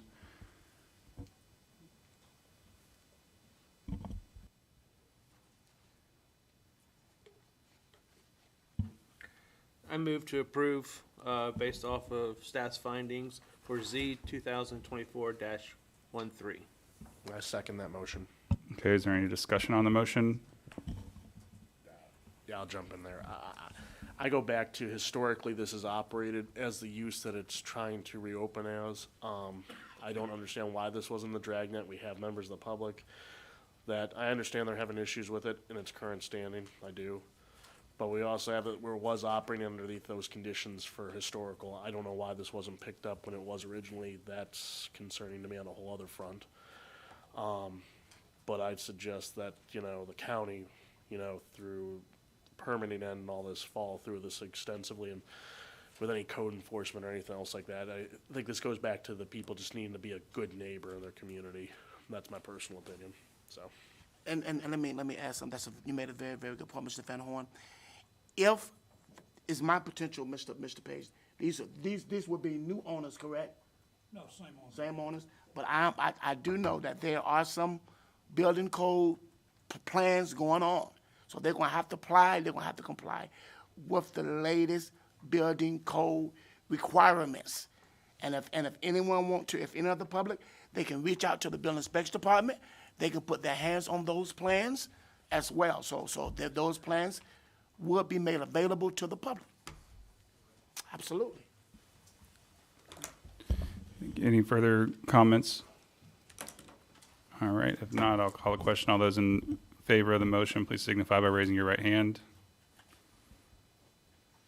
All those opposed, motion carries 5-0 with Tim off the dais. All right, we've got our third case here today. All right, case Z-2024-14. The applicant is Buddy Page, agent for Trinity Wild LLC, the owner. Address 9200 block of Mobile Highway. The future land use category is commercial. And this is a requested rezoning from HDMU, High Density Mixed Use District, 25 dwelling units per acre, to HCLI, Heavy Commercial Light Industrial, 25 dwelling units per acre. Mr. Page, if you're okay with it, we'll allow staff to go over the photographs. And before we do that, board members, I will ask if there has been any ex parte communications between you, the applicant's agents, attorneys, or witnesses with fellow planning board members or anyone from the general public prior to this hearing. Have you visited the subject property? And please also disclose if you are a relative or business associate of the applicant or applicant's agent. No to all. No to all. No to all. No to all? No to all. No to all. No to all. All right, thank you. Now we'll go to staff for the photographs. Yes, sir. So this is the location map showing the location between West 9 Mile Road and Mobile Highway. This is the 500-foot radius zoning map showing the parcel as HDMU. This is the future land use showing the future land use of commercial, the existing land use of the area. And this is the flood zone map of the area. This is an aerial site of this the property. This is the public hearing sign that was posted on Mobile Highway. This is looking west along Mobile Highway, looking east along Mobile Highway, looking north onto the subject site from Mobile Highway, looking south across Mobile Highway from the subject site. This is the public hearing sign that was posted on West 9 Mile Road, looking west along 9 Mile Road, looking east along 9 Mile Road, and this is looking south onto the site from West 9 Mile Road, looking north across 9 Mile Road toward Tower Ridge Road. And that's the maps and photos. All right, thank you. Mr. Page, if you would please come forward. And we've already got your name, got you sworn in, and then just want to make sure that you received a copy of the rezoning hearing package with findings of fact for this case. Yes, sir. And you do understand that the burden of providing by substantial competent evidence that the proposed rezoning is consistent with the comprehensive plan, furthers the goals, objectives, and policies of the comprehensive plan, and is not in conflict with any portion of the county's land development code? Yes, sir. All right. Mr. Chairman, this particular request is for, started out being a request for something a little more intensive than just regular rezoning, mainly regular commercial, because a portion of it was already heavy commercial, light industrial. Numerous meetings, and this has been a project that's been probably 6 months just on my desk. The owners have decided that they can do everything that they want to do on the site with just a commercial zoning category. But the request that we had put in originally was for HCLI to make it all the same type of zoning for both of the parcels. But in reviewing the staff's comments and reviewing that then with the owners, they're in a position today to accept all of the staff's recommendations on items B, which is a consistency with the Land Development Code, C, which is change conditions. We accept the comments from the staff on that, or their recommendations, and also on item number E in terms of appropriate with change conditions. The retail that they want to put in there will still fit into this lesser category. So with all of these recommendations that we accept the staff comments, Mr. Chairman, that's the position that we're in here today. So as the staff reads each one of those, you will notice that at the bottom it says the staff would recommend. And I just want to say at this point, we accept all of those recommendations from the staff. All right, thank you. Any questions for the applicant? All right, staff will have you go ahead and make your presentation. Thank you, Mr. Page. Thank you. Okay, so I want to give you a little background because I saw some of you kind of question with Mr. Page. So on this parcel, there's the same owner owns the corner piece that's currently HCLI, and then he had this back piece. So he had done a combination split request to combine them, and then wanted to change the HDMU piece to match the HCLI. But then when staff started looking at it, we said there's no reason to, so we talked him to understanding that commercial would be less intense. So just to give you all a little background for how we got here. So the criteria A, consistency with the comprehensive plan, the HCLI, the amendment to HCLI would be consistent with the future land use category, which is commercial. Commercial allows different types of retail sales and services as well as residential if it's part of a predominantly commercial development. Criteria B, consistency with the land development code. The proposed amendment is not consistent with the intent and purpose of the land development code. The HCLI that was originally requested has a potential to create adverse impacts on surrounding properties. Although the property is between two arterial transportation networks and the proposed amendment meets the locational criteria for the HCLI zoning district, the rezoning request is not suitable for any industrial type uses which would be allowed. As per LDC 3-2.10, rezoning to commercial is appropriate to provide transition between areas zoned or used as high-density mixed use and areas zoned or used as heavy commercial or industrial. Commercial zoning would be a more compatible zoning, therefore staff could support commercial zoning instead of the requested HCLI. And the TTO had given no capacity concerns, and FDOT will be the one to dictate access location. Criteria C, compatible with surrounding uses. The proposed amendment is not compatible with the surrounding existing uses in the area. Within the area are parcels zoned HDMU, HCLI, industrial, and RMU. The subject property is unique as it sits between 9 Mile Road and Mobile Highway, and in this parcel together with the western part, which is being combined, would allow more intense uses than the rural mixed use zoning in the immediate area.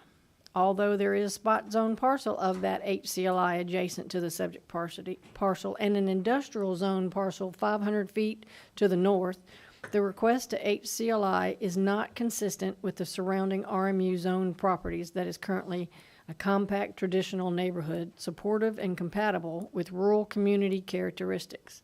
Staff would recommend a less intense zoning of the commercial instead of the requested HCLI.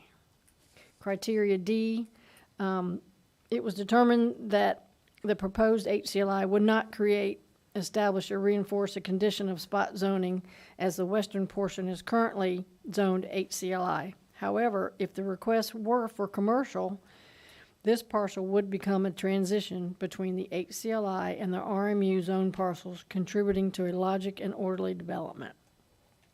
Criteria E, appropriate with changed or changing conditions. The land use or development conditions within the area surrounding the property are not changing, and the request would allow a more intense use associated with the HCLI that may adversely impact the character of the community and contribute to sprawl. The development within the area has been a mix of residential and non-residential uses, offering retail sales services to the growing population in the area. However, HCLI is too intense, and the more appropriate zoning would be commercial. And that's staff's findings. All right, thank you. Mr. Chair, I just want to maybe clarify and state the obvious that we are now, according to Mr. Page, not requesting HCLI and requesting commercial. Is that correct? Yes, sir. We are. Yes, sir. The applicant is, I think because of when he read the staff's findings. Right. And then as he stated, he spoke with the owner and they agreed that commercial would be suitable for them. Okay, so So I if you just, need to have him restate his request. Let him say that again. I just wanted to, I want it to be on the record so that the people speaking, and the next question is towards I our wasn't attorney. here, Mr. Powell, I'm glad. Mr. Chairman, that's correct. We accept the commercial category rather than the HCLI. Okay. And do I need to do that with the other two as well? Because there are two others here. And let me just say this, in any case where the staff has made a recommendation at the end of their findings, it says the staff would recommend, we would accept that recommendation. Are you referring to the? He's To referring the to criteria? To the Yes. criteria? Yeah, for Criteria. example, the item B, item C, Right. and item E. Yeah. Yes. Yes, sir, So so for the overall. whole Yeah, we're talking case. overall. Yeah, so just like as for long the as whole that's on the record, and I just asked the attorney, are we okay with that?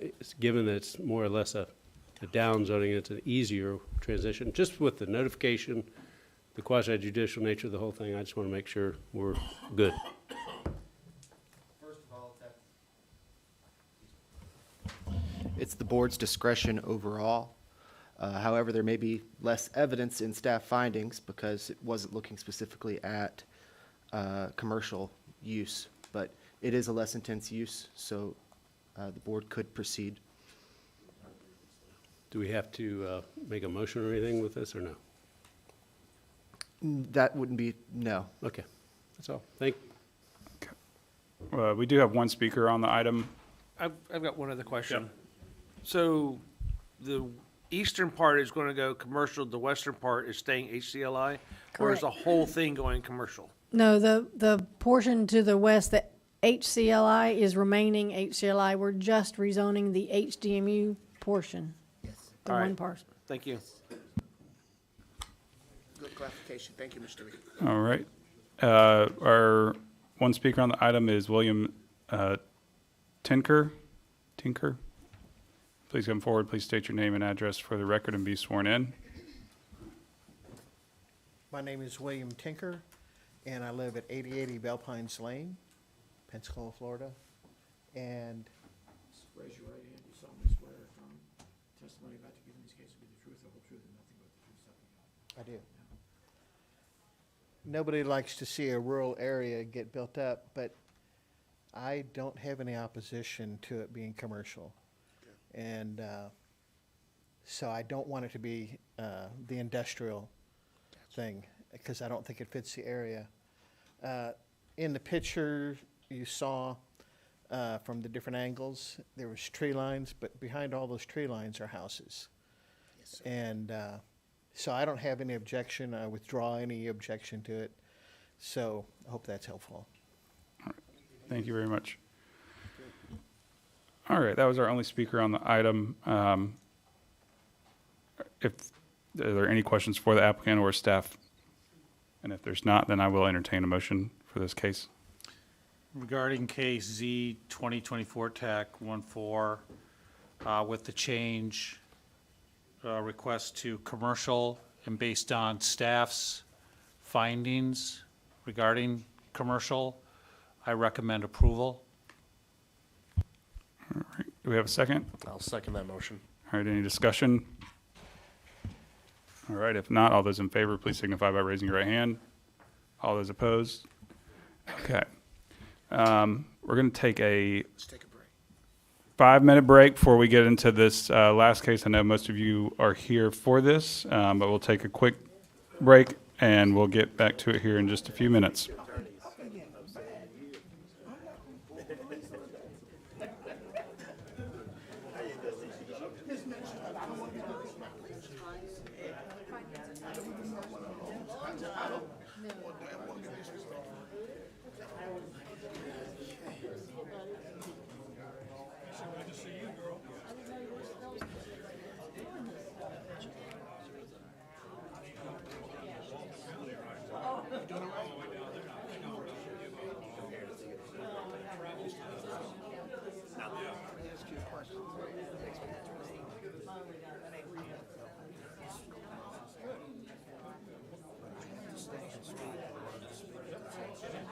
But this case is coming up.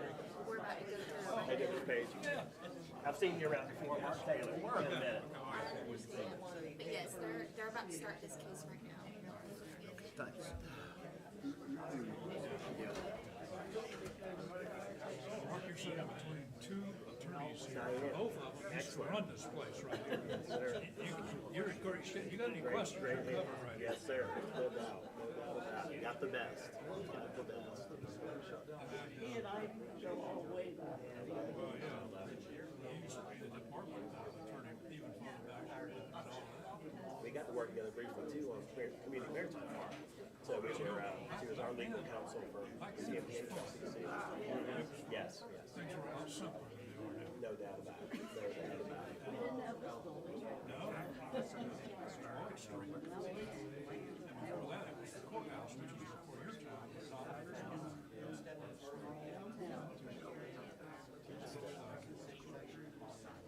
I had, occasion the other day, to have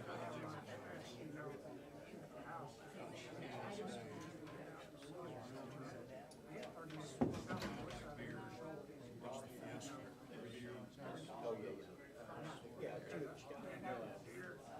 Commercial realtor. He runs the, does he run all that stuff, all the Mardi Gras, all the Zimmer? Oh. Yeah, Zimmer? Zimmer. Yeah, Zimmer, yeah, yeah. Y'all ran into him. Yeah. Well, I don't want to run into him. Oh, don't run into him. Did you do the new findings on the Scoggins, way back, and his office was on the next to Jim. Leave it at that. And I said, I learned enough about him just overhearing conversations. Steer clear of it. He's good friends with Jim Reeves, and I've had a few meetings with Jim over the years that he's come by for different stuff. And then his wife used to go to a church, follow youth pastor. She's sweet as can be, Tanya. Yeah. I guess Tanya's ever. Is it though? I She's a mean- realtor down there too. She's awesome. Yes, they did. Completely off my payroll and out of my Yeah, she is a responsibility. sweetheart. Yeah, he did well then. It's a great day. There were times when he was a teenager. I thought this would never happened? He used to be a always be with my dad. That's where all this I wasn't gonna say that. Just need to get through today. I got other things I gotta get out. Right?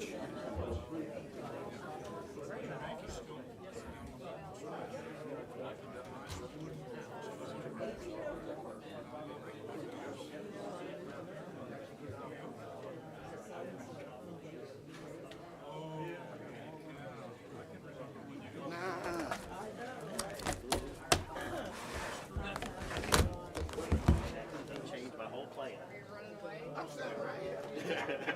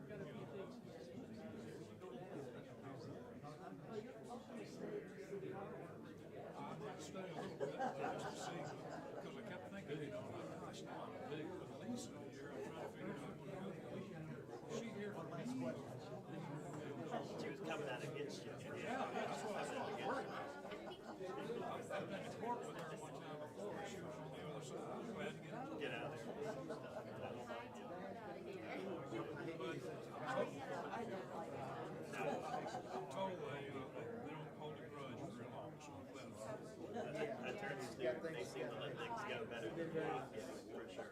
They have to. It's a confrontational line of work. Yeah, controversial line of work. Well, Lisa, I'm gonna grab my books. I'm gonna sit in the back though, and I'm gonna listen. Certainly good to see you.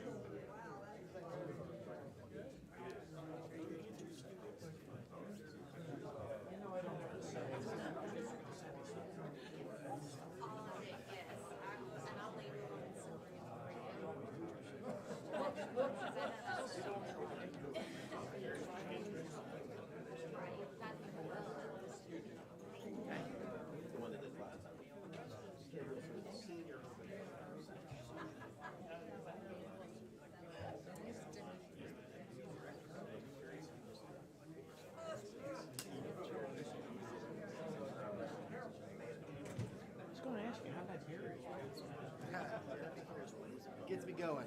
Gets me going in the morning. Now I only allow myself one of these sugar ones on big days like Wednesday. It's a energy drink. A lot of caffeine. Some days I just need to. My son takes it, it makes me a little crazy. Well, just on days like today where I got to be high attention. I hear you. 6:26, 24.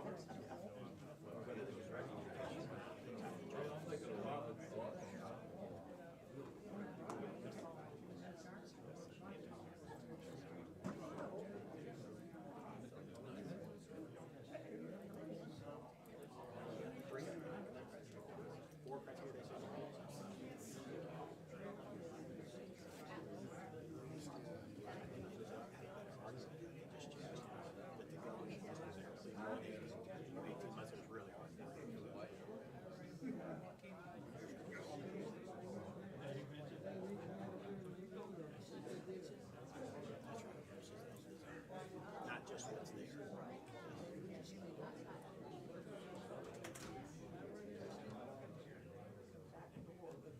So did they change the one, the commission? Which one was the commission that you see? That's the one.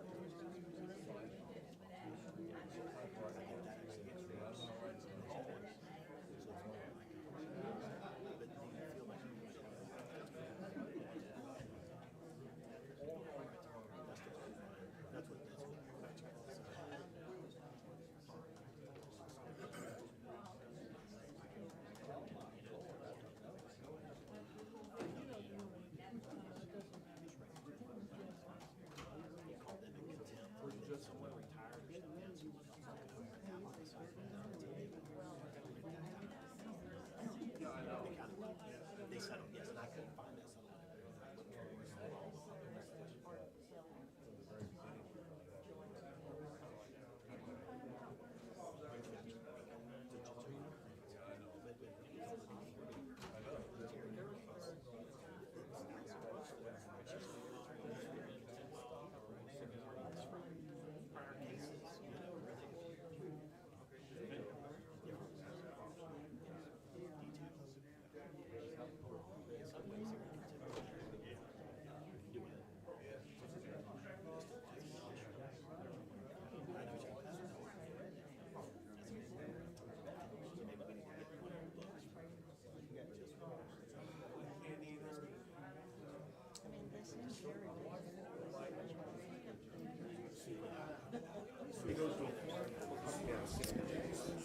All right.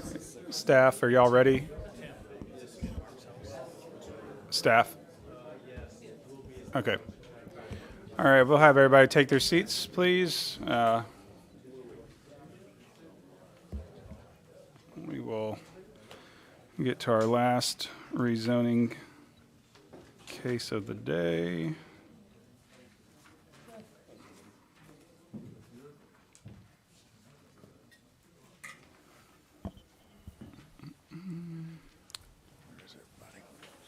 One second, sorry.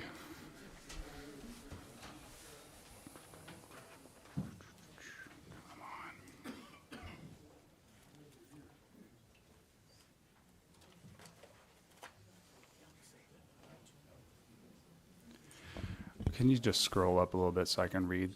Oh, my phone might work now.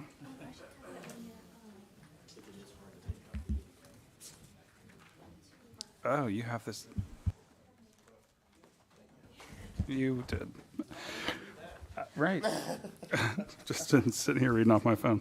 The next rezoning application for consideration is case number Z-2023-03, which requests rezoning of Motley Court, parcel number 23-1N-30-1200-002-046 from low-density residential LDR district, 4 dwelling units per acre, to MDR, medium-density residential district, 10 dwelling units per acre, as requested by Meredith Bush, agent for Calvary Ridge LLC owner. Members of the board, have there been any ex parte communication between you and the applicant, of the applicant's agents, attorneys, or witnesses with fellow planning board members or anyone from the general public prior to this hearing? Have you visited the subject property? And please also disclose if you are a relative or business associate of the applicant or the applicant's agent. No to all. No to all. No to all. No to all. No to all. No to all. All right. And we'll get our last board member on record when he steps back in. Staff, was notice of the hearing sent to all interested parties? Yes, sir.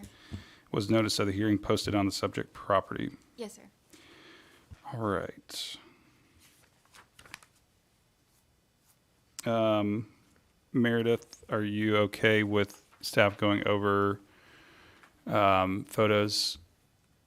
Prior to getting into the specific findings and criteria, Ms. Minshew represents the applicant in the case that went up to circuit court and has some argument to be made regarding the scope of today's hearing. I believe that would be appropriate at this time. All right. And Mr. Chairman, since it is a 2023 case, I'd like to give you the background on how we got here. This is a rather unique situation, and I am absolutely certain these folks would like to help out with filling in some details there. Okay. And So this one is- second. Yes, sir. Do we have any, we went through ex parte communication, just want to make sure we get you on the record. No to all. Okay, great. And that's okay with y'all if Mr. Homer goes through kind of history of how we got here today? I'm Lisa Minshew. I'm at 433 East Government Street, Pensacola, 32502, and I represent Calvary Ridge LLC in litigation that went to circuit court. Before anyone speaks, I need to put on the record an objection to the hearing continuing, and I'll be giving you more detail about that. I understand you want to hear from the attorney as to the background. But before that even begins, we're objecting to having this hearing at all. So we would suggest that there is no jurisdiction of this board to be having this hearing today. Okay. And Chris, can you This help us? matter was remanded by the Board of County Commissioners pursuant to Section 2-7.26. The BCC is able to adopt, modify, or reject recommendation of the Planning Board or return the rezoning case to the board for additional instructions, as is the case here. Whenever it's appropriate, I'd like to be able to speak to that. Board, is that okay with everyone? Any objections from here? Please go ahead. Is it okay if I stay here, or would you like me to come to the podium? I'm fine with that. You've got your notes there, and Yes, thank you very much. Thank you, board members.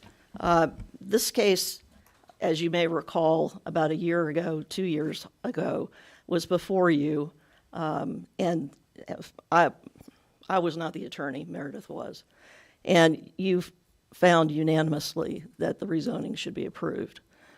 It went before the county commission, and they denied it, and then we went to circuit court. And in that decision, the judge ruled that there was new evidence added and that there was not competent substantial evidence to support the county commission's decision to deny.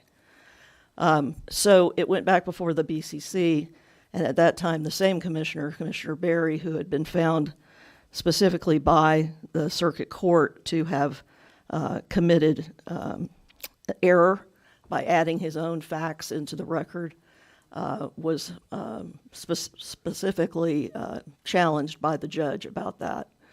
So when we got back to it, Commissioner Berry then made a motion, instead of approving the rezoning, said Mr. Burgash made it after they talked, and he seconded it, that there should be another planning board hearing on, they sent it back to the planning board to consider compatibility. C only, that's what it said. So from a legal standpoint, we are objecting that this hearing should not even occur. Escambia County knows firsthand that the planning board has no jurisdiction after the decision of the Board of County Commissioners was final and it went to the circuit court. They're aware of that because of the case of Terramore Development LLC versus Escambia County, Florida, which is a case 2017 CA 1778. And so this is a fairly recent situation where a Dollar General store was trying to be approved on Gulf Beach Highway, and the county did the same thing. They lost at circuit court. They went back and they said, we're going to have a new hearing and bring in new evidence. And the circuit court was sent again, now a motion for contempt of Escambia County, and the county was found in contempt for having another hearing, adding new evidence after it had been finalized and already gone to circuit court. And this is what the circuit court said. There is no judicial doctrine, statute, rule, or common law maxim prescribing a default rule permitting local boards to simply push the reset button and conduct a new quasi-judicial evidentiary hearing after a board closes the evidence, deliberates, votes, decides, and then the decision is quashed and remanded for further proceedings. That's what Escambia County was told in the Terramore case. Exactly what they're doing today. It says, the circuit court says, however, local boards cannot make up procedural rules ad hoc case by case. And that's what Commissioner Berry and Commissioner Burgash and the BCC are attempting to put in your hands now so that you can be found in contempt for having a new hearing, adding in new evidence, pushing it off to you. After you did your job, you did exactly what you were supposed to do. And now the commission wants you to have a new hearing. When the section that council just cited to you is a really interesting section of the Land Development Code because it doesn't have anything in it about after you go to court and you win a petition for cert saying, here's the procedure to have a new hearing. It's not in there. There's not, the word certiorari isn't in there anywhere. So there is no procedure, which is the same thing that happened in Terramore, that there wasn't any procedure and the circuit court said you can't just make up the rules as you go because you don't like the decision that came from the evidence. So that section of the Escambia County Land Development Code was amended in the sometime before 20. And before that, guess what? There was a procedure for remanding and having another quasi-judicial hearing. But Escambia County took that language out. It's not in there anymore. So they made a specific change to the LDC saying, no, we're not going to send things back. And it may have had something to do with Terramore, that it's not appropriate. You shouldn't be doing that. When after we've won, we've gone to circuit court, the staff did the right thing, you did the right thing, and this developer, this owner, has done the right thing for 2 years. You should not allow one or two commissioners to put you in this position and have you have a new evidentiary hearing. So we would like to make sure that the Terramore decision is in the record because of this being a legal argument. We object to any new evidence being put into this record. We don't think it's appropriate, and we believe it to be illegal and to be in violation of the circuit court's order ordering the county to have further proceedings where the court has said there was no substantial competent evidence to turn down the rezoning. Thank you. Counsel, would you spell the name of that case for me? Yes. TERAMORE Development LLC. And that was the Dollar General store. Excuse me, Ms. Minch, you just complete misstatement of what the circuit court found, that you did not find that there was no Sir, substantial evidence. we can't have you give any testimony at this time, but you did fill out a speaker request form? Yes. Okay. Board, any questions for Ms. Minshew or for county staff or the county attorney? I would only say as the at-large member and not the only one not representing any particular district. Me too. Okay, sorry. I would, again, defer back to our county attorney, which, no offense, but to the county's litigation record this year has been pretty difficult, to say the least. Not making action in fear of anybody's reprisal or because they want to, we've been yelled at before by any number of people. But quite frankly, there's a point to be made. Do they have the jurisdiction or ability to send it back for one item because it contradicted our findings? So the guiding case on this is Broward County versus GBV intern from 2001. My understanding from that case is that when a court quashes an order, it leaves the subject matter pending before the lower tribunal, in this case the BCC, as if no order had been entered. This means that the parties revert to their positions they held at the time of the original decision was made, retaining the rights to proceed further to protect their legal rights. It's essentially as if a vote never had occurred. And that's The At the vote at BCC BCC, at not the BCC here. level. But Furthermore, there is a process and a procedure.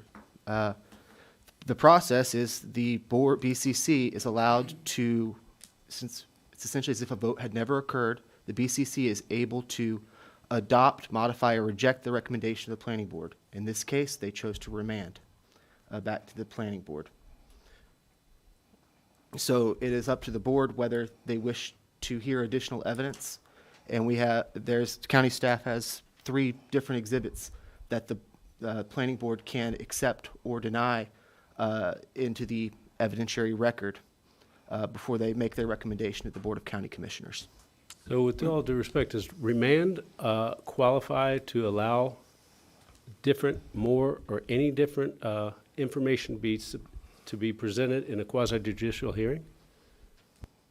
In other words, are we exposing ourselves by taking anything exceptional or additional to us being in the same boat that the Board of County Commissioners were from before? Does remand define that we can add on to quasi-judicial information sent? So looking at the language, the recommendation by the BCC can be returned to the planning board with further instructions for additional facts or clarification, which would allow consideration of those issues.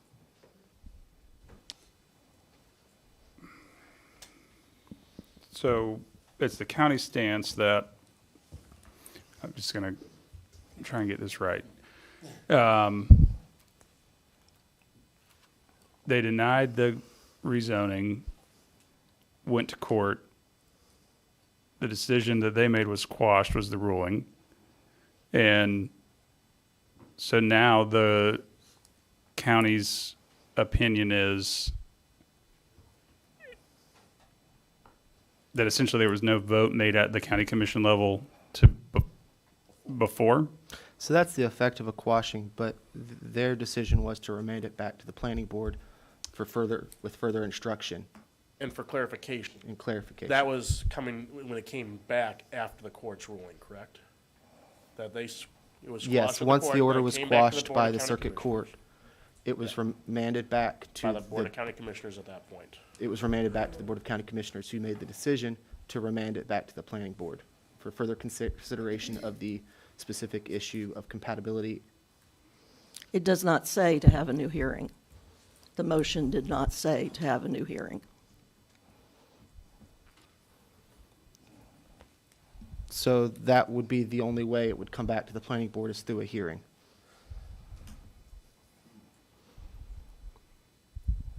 But Drew will present that the planning board can consider adding additional exhibits into the record. At this time, I would recommend that he present on that issue of what can be admitted into evidence and what exactly the Board of County, or what exactly the planning board has the opportunity to admit or reject into the evidentiary record.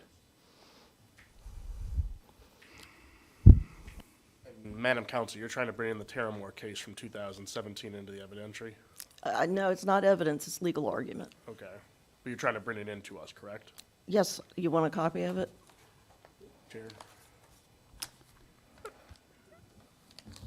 Board, I'm very familiar with that. I was on the BOA when all that happened, so it was exhilarating. So if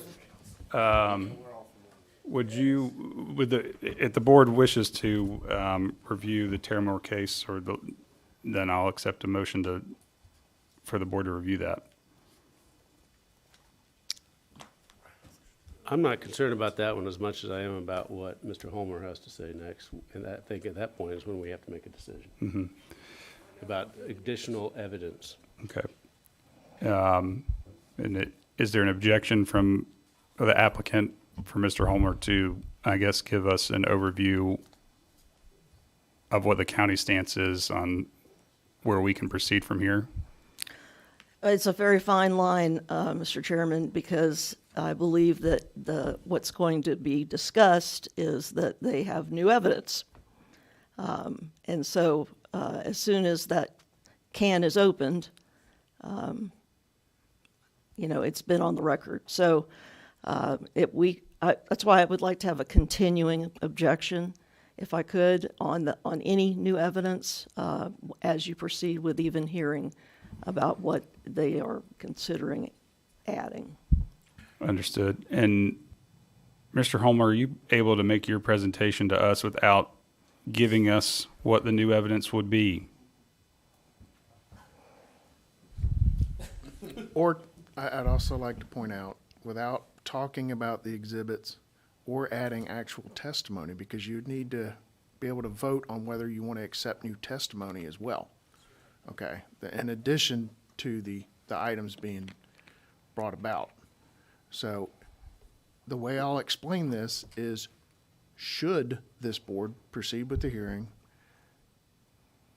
staff does have some exhibits that we would be asking for each one, for you to give us a vote on each one of those if you want to admit it in as new evidence, along with the testimony that comes with each one. We're going to need a vote on each one, and Ms. Minshew has to be given the opportunity to object on each one. So that's kind of where we are. It's difficult to talk about it without talking about it. Right. For our county attorney, his opinion, you've got the applicant's attorney saying that the circuit judge said we cannot accept new evidence. Yet we're sitting here asking to be accepting new evidence. What is your opinion?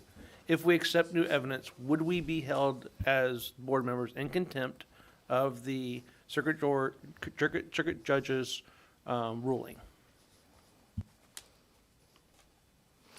I'm unable to speculate, but I am able to provide my understanding existing case law, which is that the quashing essentially makes it as if no vote had occurred at the Board of County Commissioners meeting. And the Board of County Commissioners are enabled to remand the matter back to the Planning Board with instruction.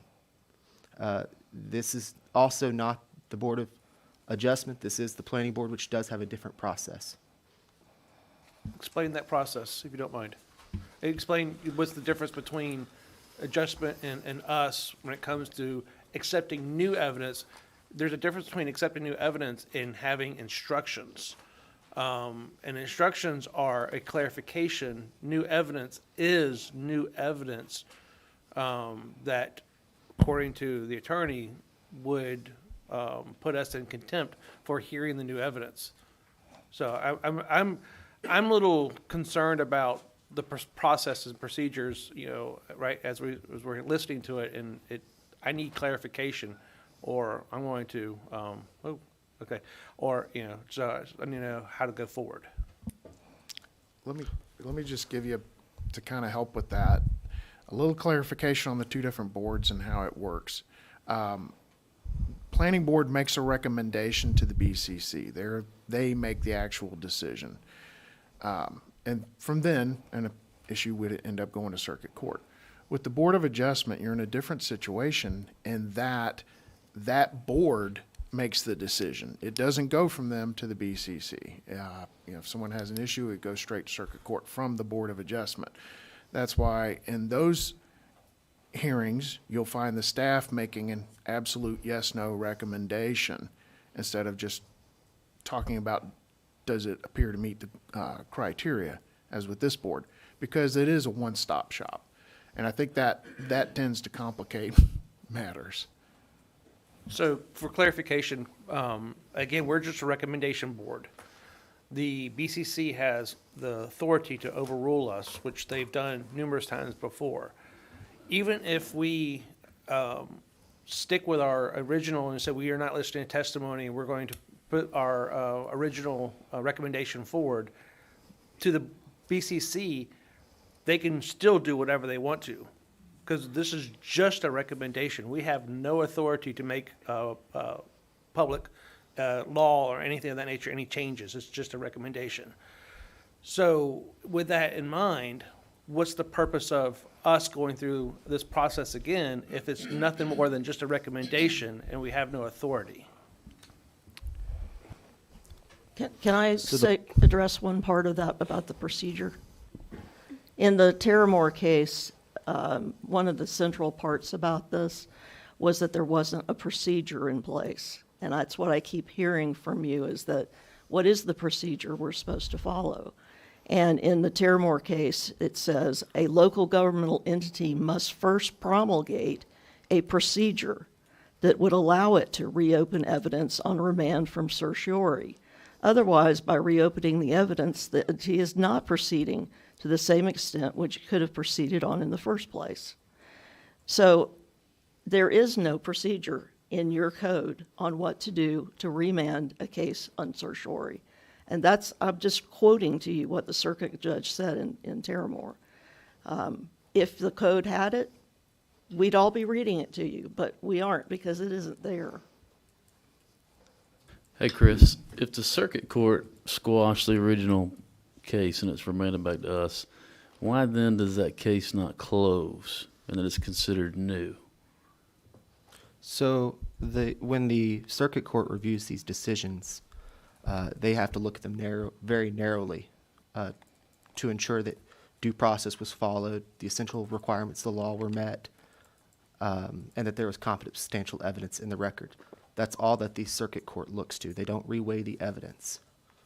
So when they remanded that decision, they based it in part on the deliberations of the commissioners and determined that due process was not afforded to the applicant for the way deliberations were handled at that point. As it relates to the planning board, the Board of County Commissioners, once the matter was remanded, are able through the process outlined in Section 2-726 to adopt, modify, or reject the recommendation of the planning board. So the effect of it, going back again, is that it quashes the order as if the vote never occurred. So the Board of County Commissioners do not lose any rights by that quashing there. They're able to follow the process already established. There's no need for an additional process then. So their vote is squashed.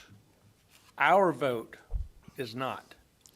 Your initial vote, they tasked the planning board to conduct a new hearing to consider the issue of compatibility, and I believe changed conditions as well. And Okay, hold on. Okay. Ms. Minchie, would you, agree with the county's position that a quashed decision resets the decision that the county can then go back and make it after the case ruling came out? No, because of the lack of a procedure in the Land Development Code about what happens when CERT quashes the decision and it comes back to the BCC. And that's exactly why in the Terramore case that they were found in contempt, because they tried to reset it. They had new staff opinions. They tried to redo what they had done before. Another bite at the apple is what the court said. And the only thing that's in this motion, let's be clear, that was sent to you, so that Criterion C can be fully explored, as Chairman Berry said, and that the surrounding neighborhood can be considered and the impacts considered, that's the motion for Criterion C specifically, compatibility with the surrounding area. There's no wording about having new evidence. Okay, so I guess, and let me just make sure I'm clear. The court ruled that the BCC's decision was quashed. Where does that, in your opinion, leave the county commission? In my opinion, they should have looked at the evidence of the record of your hearing. And as the judge said, the judge went forward and said that it is not evident that the county would have found competent substantial evidence to support its denial. That's what the circuit court said. So the circuit court did look at the record, and the record from you, and said there's no competent substantial evidence to deny the rezoning. And the only thing that they could hang their hat on was Commissioner Berry's comments, which the circuit court said were wrong. They should not ever have been allowed. Okay. So in my opinion, what the BCC should have done when it went back to the BCC is they should have said, let's look at the record. What does the record say? The staff had recommended approval. Everything was there. And they should have approved the rezoning. But instead, they delayed it another several months by kicking it back to you. Okay, and it's the county's position that a quashed ruling resets their decision in the first place, and they still have the ability to remand it back to us. Do I have that correct? That is correct. And so now we've got to figure out what the definition of quashed is and what the judge meant. It's what what a position to be in. Well, that's why I gave you the Terramore case, because it's very clear. If you don't have procedures in place, which you don't, then you can't have a new hearing. But the Terramore came back to the Board of Adjustments, Yes, it did. Yes. not the Planning and Zoning Board. That's correct. I mean, I see where that's the more definitive one there. They have that ability. We're just making a recommendation to the Board of County Commissioners. I get where the evidentiary comes into this as an issue, though, so. But this is where you have the evidentiary hearing. I know. I get It's the same process. That's why the BCC should not be adding evidence either, because they're supposed to be looking at it as an appellate court. And may I ask either Andrew or our attorney, it was remanded, and what was the Board of County Commissioners' instruction specifically?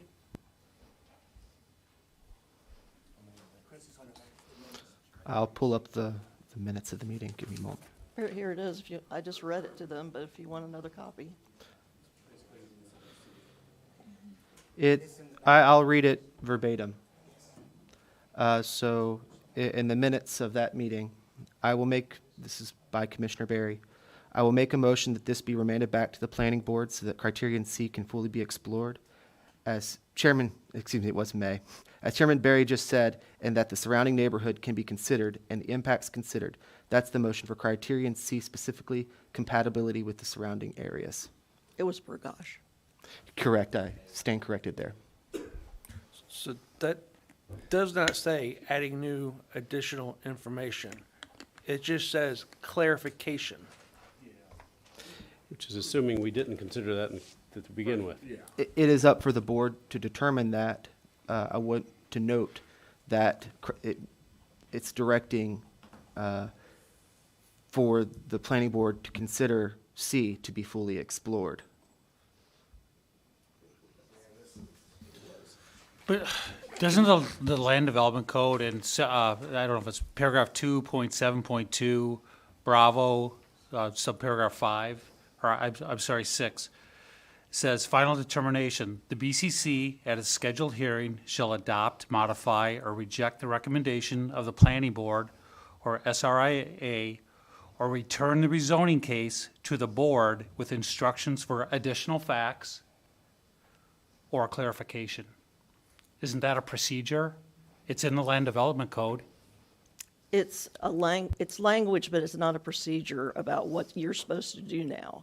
And that's why there was a procedure before in that one section. It's been removed.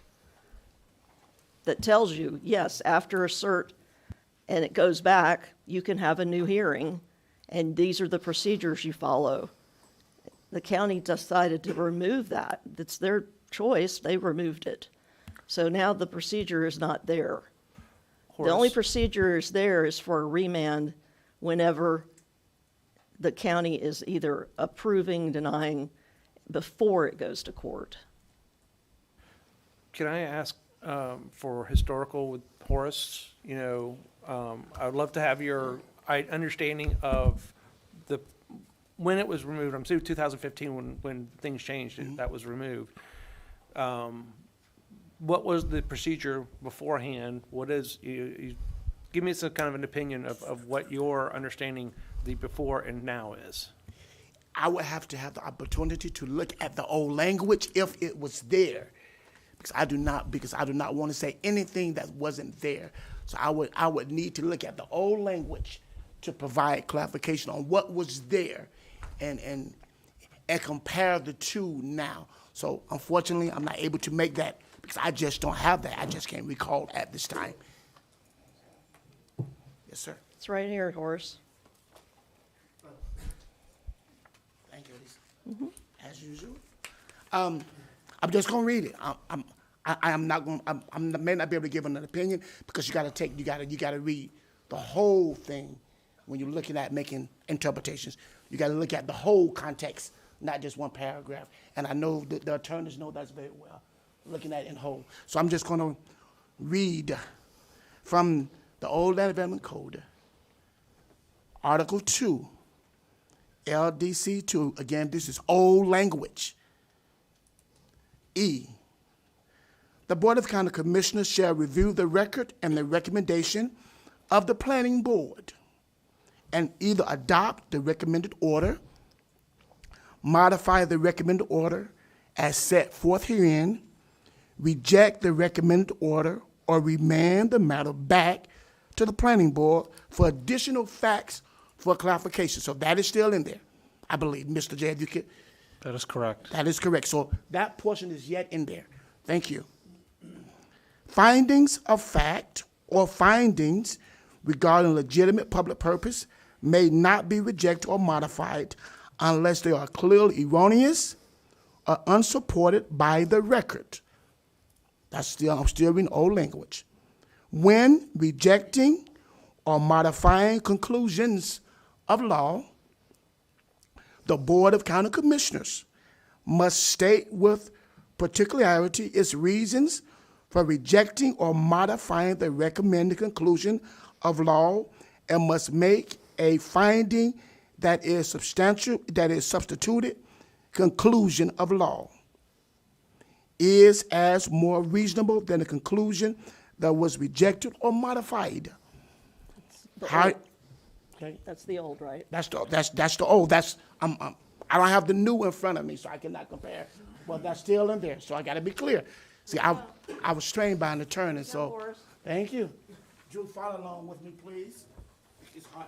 Please respond if I'm not reading the verbatim language of the RDC. Okay. So, however, the Board of County Commissioners may not modify the recommendation to a more intensive use than requested by the applicant and advertise. The review shall be limited to the record below. Only a party of record to the proceedings before the Planning Board or representative shall be afforded the right to address the Board of County Commissioners and only as to the corrections of the findings. Do my questions to you is that language inside the Land Development Code? Not in this section. Not in that section. That's very, very clear now. It could be somewhere else, but it's not in the section, not in that section. So I'm going to read this again. Only a part of the record to the proceedings before the planning board or representative shall be afforded the right to address the Board of County Commissioners, and only as to the correction of the findings. I read that before. I'm just trying to get back up to where I left off. Or conclusion of law as based on the record. The Board of County Commissioners shall not hear testimony. Now, another portion that is highlighted by Ms. Minshew. In the event the matter is remanded to the planning board, and I think this may be, I feel an asterisk, so I think that she want this point to be clear. We know what she's stating. An additional quasi-judicial hearing for the purpose of hearing testimony and receiving evidence relevant to additional facts and clarification requested by the Board of County Commissioners will be conducted by the planning board. I'm going to read that again. In the event the matter is remanded to the planning board, an additional quasi-judicial hearing for the purpose of hearing testimony and receiving evidence relevant to the additional facts and clarification requested by the Board of County Commissioners will be conducted by the planning board. And it's my understanding, again, that this is old language of Article 2, 2.08, that's the beginning of rezonings, amendments to the zoning map and test amendments of this code, the old Land Development Code prior to the new adoption in April 2015. So this is old language, but again, we still have to look at the code is different now. What she's saying could have been another part. I'm just not aware of that at that time. So I just read what was given to me at this time. I have a question. So I heard Horace say, in hearing testimony, Chris, without hearing any new information, Lord, I'm trying to figure out how to walk this fine line. If there's new testimony present today, would that be considered new evidence prior to any real documentation? Okay. If one little hypothetical situation, what if we didn't accept any and we just had it all to the planning board, taking the consideration we took from Z 23-03, just from what that was previously? I don't even know. We have different voting members since then too, so I don't know that. And if that was in your hypothetical situation, you'd also need to keep in mind you couldn't take in new testimony from public that weren't at that first one. But then could the people that were previously given the opportunity to give testimony then give it again in the future? And not in ours if we're just limiting it to this? That would be the Board of County Commission if we're just going for the one criterion. I mean, I'm looking at you, Chris, on this one. I have no idea on this. Would you restate your question there? I'm sorry. So with the people that previously, in case Z 2023-03, that gave testimony, would they be, if we were to limit this to just the board here at this quasi-judicial hearing, would they be able to bring testimony in the Board of County Commissioners if we made a decision today, but only limited it to the board? So the original from 2023, the speakers. Yes, because we have case Z 2023-03 here. Right now. I would defer to our typical process that they would be able to restate their arguments. Right. At So the At the Board of County Commissioners hearing, those people from 2023. Now, it's up to this board whether to decide to allow new testimony. If it did, those people would be allowed to speak at the Board of County Commissioners meeting as well. So, well, you're saying relook at what we looked at back in March of 2023, allow just those people that spoke that day that are here today to speak? No one new? Just the ones from that case back then. If we're just doing a continuation of this case from that date and time. If we said we did our job back then, we did fully comprehend what our objectives gotcha. were in C, and we stick by that citing. It wasn't easy, it was difficult, there's a lot of emotional stuff presented to us. It was a very difficult decision, but everything fell in place for our vote at that particular time. If we say we still stand by that, and we take it and we continue our recommendation back to the Board of County Commissioners, they can then do something, whatever Right. they want with it. That's our recommendation then, and it is now. Okay. Again, the people out there. Reaffirming what we Yeah, did the then. people out, I would imagine that folks would say, well, we've got new evidence that may change your mind. Quite frankly, there was a lot of evidence. It was mostly emotional. It was difficult, and it was in people's homes and their location, and I understand that. But quite frankly, we did our job. I do wish to clarify something. Looking at the order from Tara Moore, that decision was based on a process. The language 2726 is not applicable to Board of Adjustment. They don't have a process to reopen the evidence. And in that decision by the Circuit Court, the court disagreed with the petitioner's premise that there is an absolute prohibition on local government entities reopening the evidentiary record on remand after a writ of certiorari is granted. So their decision was that they declined to say there's an absolute ban on it, but when there's no process to reopen evidence, they would not be able to do so. The county's position is that the provision outlined in 2-726 would allow for the Board of County Commissioners to remand it with further instruction to consider additional issues. I wanted that clarified. Remember, that's the language that they took out of the code about having new testimony. That's what Horace just read to you. That's not in the code anymore. But we can still consider something brought back to this criteria, as long as we don't accept new evidence to it. We can still, as this board, make a decision based on that criterion alone. On the original evidence. Okay. But isn't the process announcing a rezoning case that we've got, basically what we've gone through? We've announced this case, we're gonna hear it, it's been remanded back to us, it's been announced, we followed all of the procedures for a rezoning. So I'd be led to believe that we do have a process in place, and we're executing that process. And if I may, much respect for Ms. Minshew and their counsel, we do want to be very clear that when it comes to case law, the laws you can use case law in court proceedings. The old regulation of the old land development code, that's what it is. It's old. It's not adopted. It's nullified. It's void. It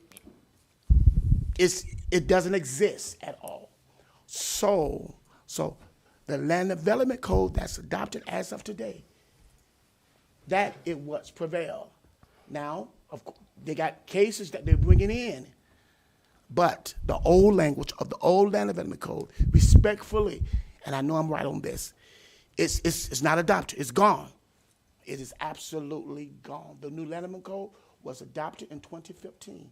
Now, whether or not that wasn't in there, that's neither here nor there. But the case law that she got presented, if y'all want to consider that under the direction from the Howard County attorney, that's law. I'm not a lawyer. I can't make that assessment. But I can say the old language of the old land development code is null and void. And Mr. J, that's something you consider. Basically, that is gone. That's right, it's gone. That's what the circuit court said. You have to promulgate a procedure. And as Horace just told you, it's gone. The procedure is gone. Can I make a motion? Yes. I'd like to make a motion for case Z 2023-03 to go with everything that we said before, drop the case as of today for not hearing any more testimony, hearing more evidence, and still stating by our original recommendation. All right, we've got a motion to, Excuse me, I object. You're making yourselves into a circuit court here. Ms. Minshew was unsatisfied. I would second Sir. that motion. okay, hold on. If Ms. Minshew was unsatisfied with the county commissioners, she needed to appeal that back to the circuit court. County commissioners Sir. sent you to do your job. We need it done. Who are we? Sir. We got a motion and a second on the floor, and And we do, got to understand this too. We do have the recommendation from the council, from our planning board. And he made his points as well. So that's up to y'all to receive it. I just was talking about it, reading the old language. I was not saying that I was in with that, so I just want to be clear. Yeah, and I just want to make sure my motion is understood. As a recommendation board, my motion is to not change our recommendation. The BCC does have the authority to overrule us based on evidence that they have and they want to overrule us. That is their obligation to do that. We are just a recommendation board, and I feel that our original recommendation still stands. That is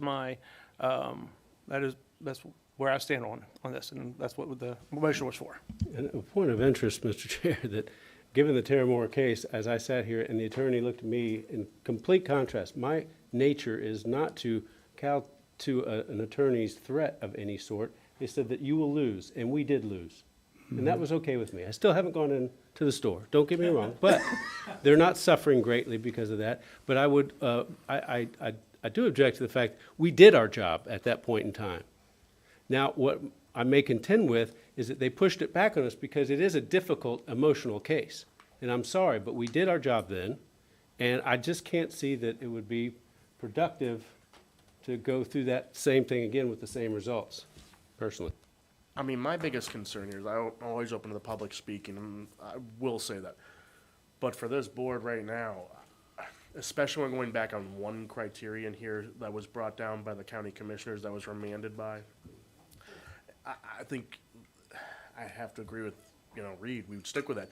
But I want to see that, can the public, for Z 2023-03, can they speak at the Board of County Commission after this? Because it sounds like the way that this is getting quashed after the fact, it came back to us as if it was that day and time or that vote, and it's going to go back up that way again. Would that be the case? They would not be able to. They have to first speak at the rezoning hearing, which they would have not done if new evidence is not admitted to allow them to speak. But no, the ones who did speak back then for Z 2023-03, the ones that did, would they be afforded that ability again? They would be able to restate their arguments with nothing new, no new evidence. That's what I'm saying. They're able to. So they would just be able to go from where we were back then when we made our decision and when they were able to subsequently speak to the county commission back then. That is my understanding, correct. all right. Very much a second. Any further discussion? Yeah, I'll say one thing. I wasn't part of this board last year. I'm new. This is my district. And in Stephen Berry's defense, he's making a decision off what he feels is best for the area. And that's what his job is. So even though we recommended, or this board recommended something back then, the BCC is still tasked with being the final say-so. That's why we elected them. So this system is working. It's just this one little problem, glitch, is kind of an issue. So I just want us to remember that we've elected Stephen Berry to a position. He knows this road. I know this road. I have friends in this neighborhood.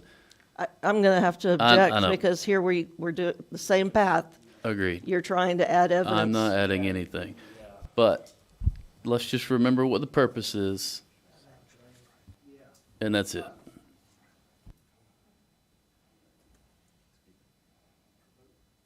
But I want to say this, but the planning board council has stated, I want to get that, has stated that this decision can come back, that the planning board, they're in their authority, is making that decision. So he has stated that based upon what he's presented to the board.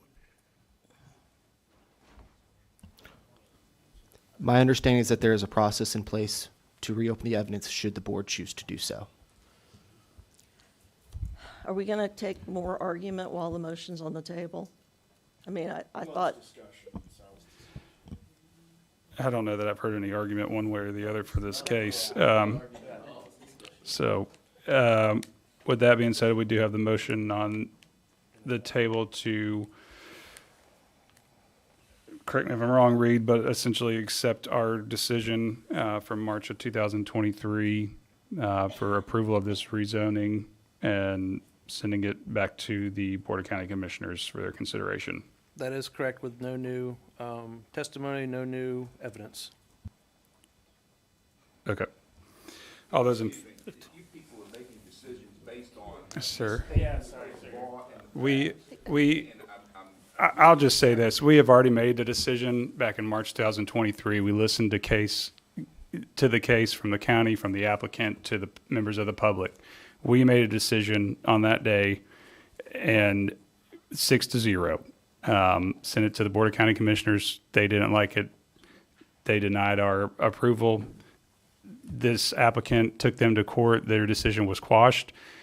And it got sent back to them, and now they're trying to send it back to us to redo this case. I don't think that this board feels that it's necessary for us to redo the case because we've already done our job, and we feel that we did a good job and a thorough job of that, and we're going to send this back to them. So, so on that note, I'm sorry, and I know y'all came here and spent a lot of time, but all those in favor of the motion, please signify by raising your right hand. All those opposed? Motion carries 5-1. And that will go back to the Board of County Commissioners. Do we have a date on that horse? October 3rd. October 3rd. Will members that spoke from the public on that day be notified?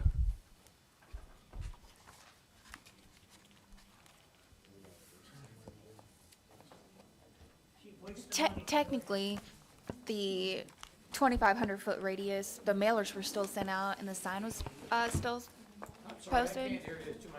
That's okay. There was still a 2,500-foot radius on the mailers, so anybody should still have that same notice. Well, I think he's referring to the back then with He's referring to the speakers. the speakers from. Yeah. Okay.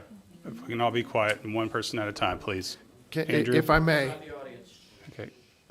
if I may, the speakers who were listed in the minutes as having spoke at that original planning board meeting were then sent notice, they got notice about going to the BCC, they were allowed to speak at the BCC. Those would be the only members still, members of the public allowed to speak on that. Okay. My question is, will they be notified again? Yes, we have their speaker request forms from that hearing. All right. Thank you. All right.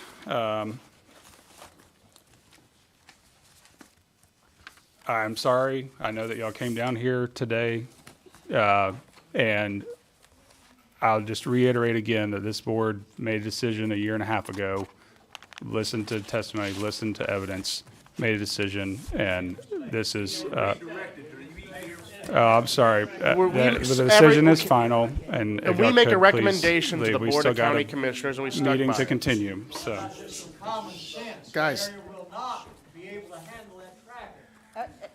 All right, so. Respectfully, At this, yes. hearing's closed. This hearing closed. Yeah. All right, so that is let's the end it. end of the, I just got a question for you. What gives you the I will, the county commissioner sir, sends us? we're going to adjourn the rezoning meeting, and we do have a regular meeting to get to. yeah, I got it right here. You got the old and the new? Do you mind giving it to me? Yeah, I'm giving it to you right now. Here's the oil. I know Yeah. you're Fred and nothing. No, I know. But let's, No, let me just, I'm just give this to him. Just give me a second. Thank you. I didn't say anything. Here's the new. This is the new one. Oh, thank you so much. I appreciate it. Sure.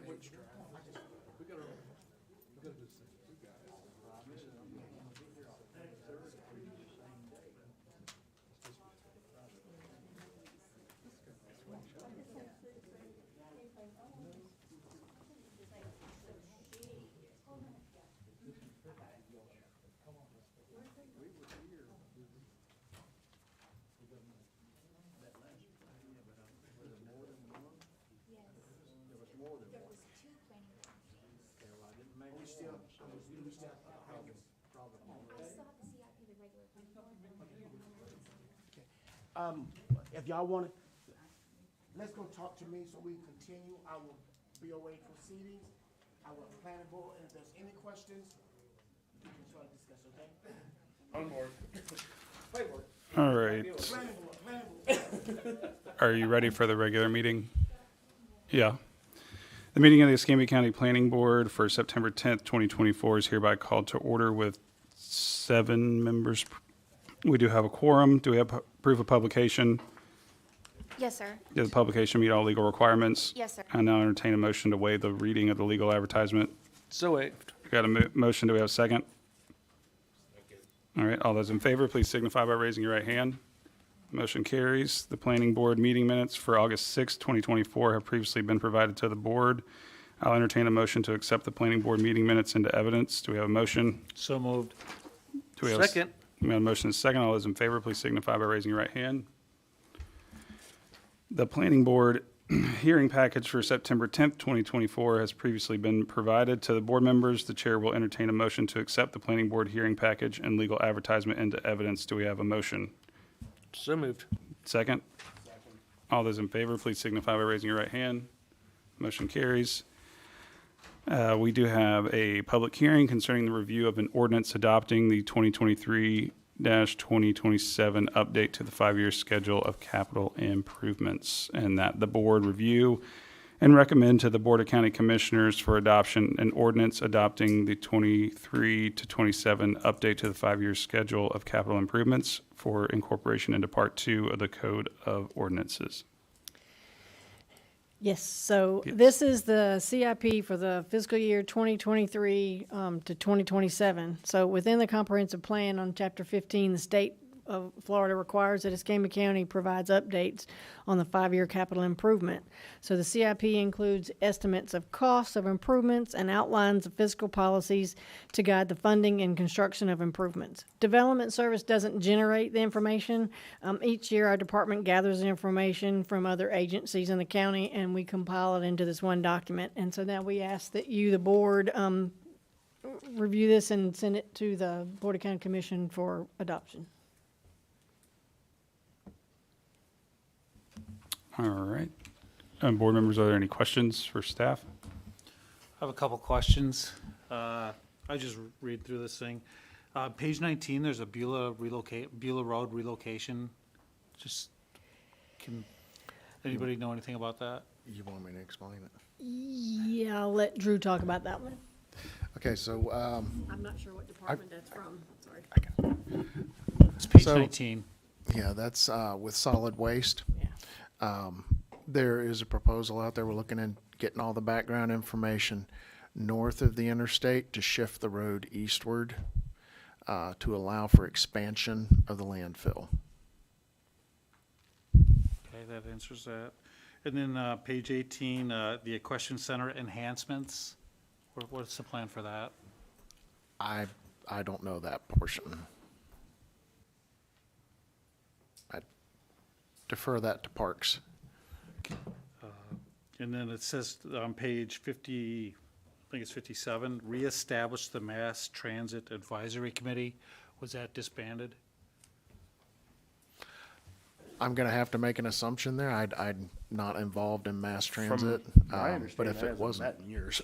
Maybe that's what Yeah, I it noticed is. they put a note in there to reestablish that. Yeah.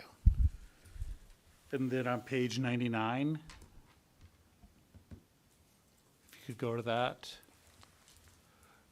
Why do they not include I-10 in the Now, this study? is strictly from Florida TPO, that, These questions are for my education for the most part. yeah, So as Allison pointed out, we just compile the documents. They're generated by other agencies.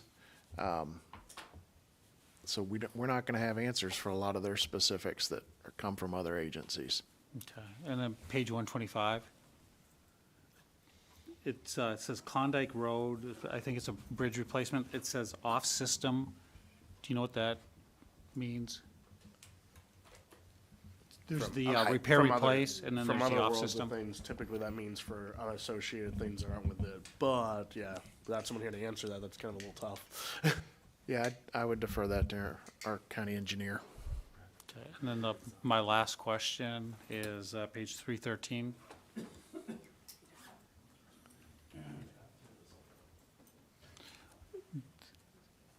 The emergency operations from Sally, they're still working on that stuff, or what is that in reference to? That is information straight from FDOT, and once again, I'd have to defer to the people who generated the information. Copy. yeah, over 300 pages of this is the transportation, so. So, I mean, so the question is, we're supposed to adopt something that you don't have the answers to, we can't get answers to. So what's the overall purpose of us adopting something we don't necessarily get answers to? So it's a state requirement that we have all these agencies produce all this information. Our job is simply to compile it into one document and then push it through so that the county commissioners will transmit it on to Tallahassee. A procedural matter versus more than anything, because it sounds more like a rubber stamp, because we don't have the information, we can't ask questions, we can't challenge anything in here. This is a truly rubber stamp process. We assemble a document full of information given to us by other people. I move to approve then. We've got a motion. Do we have a second?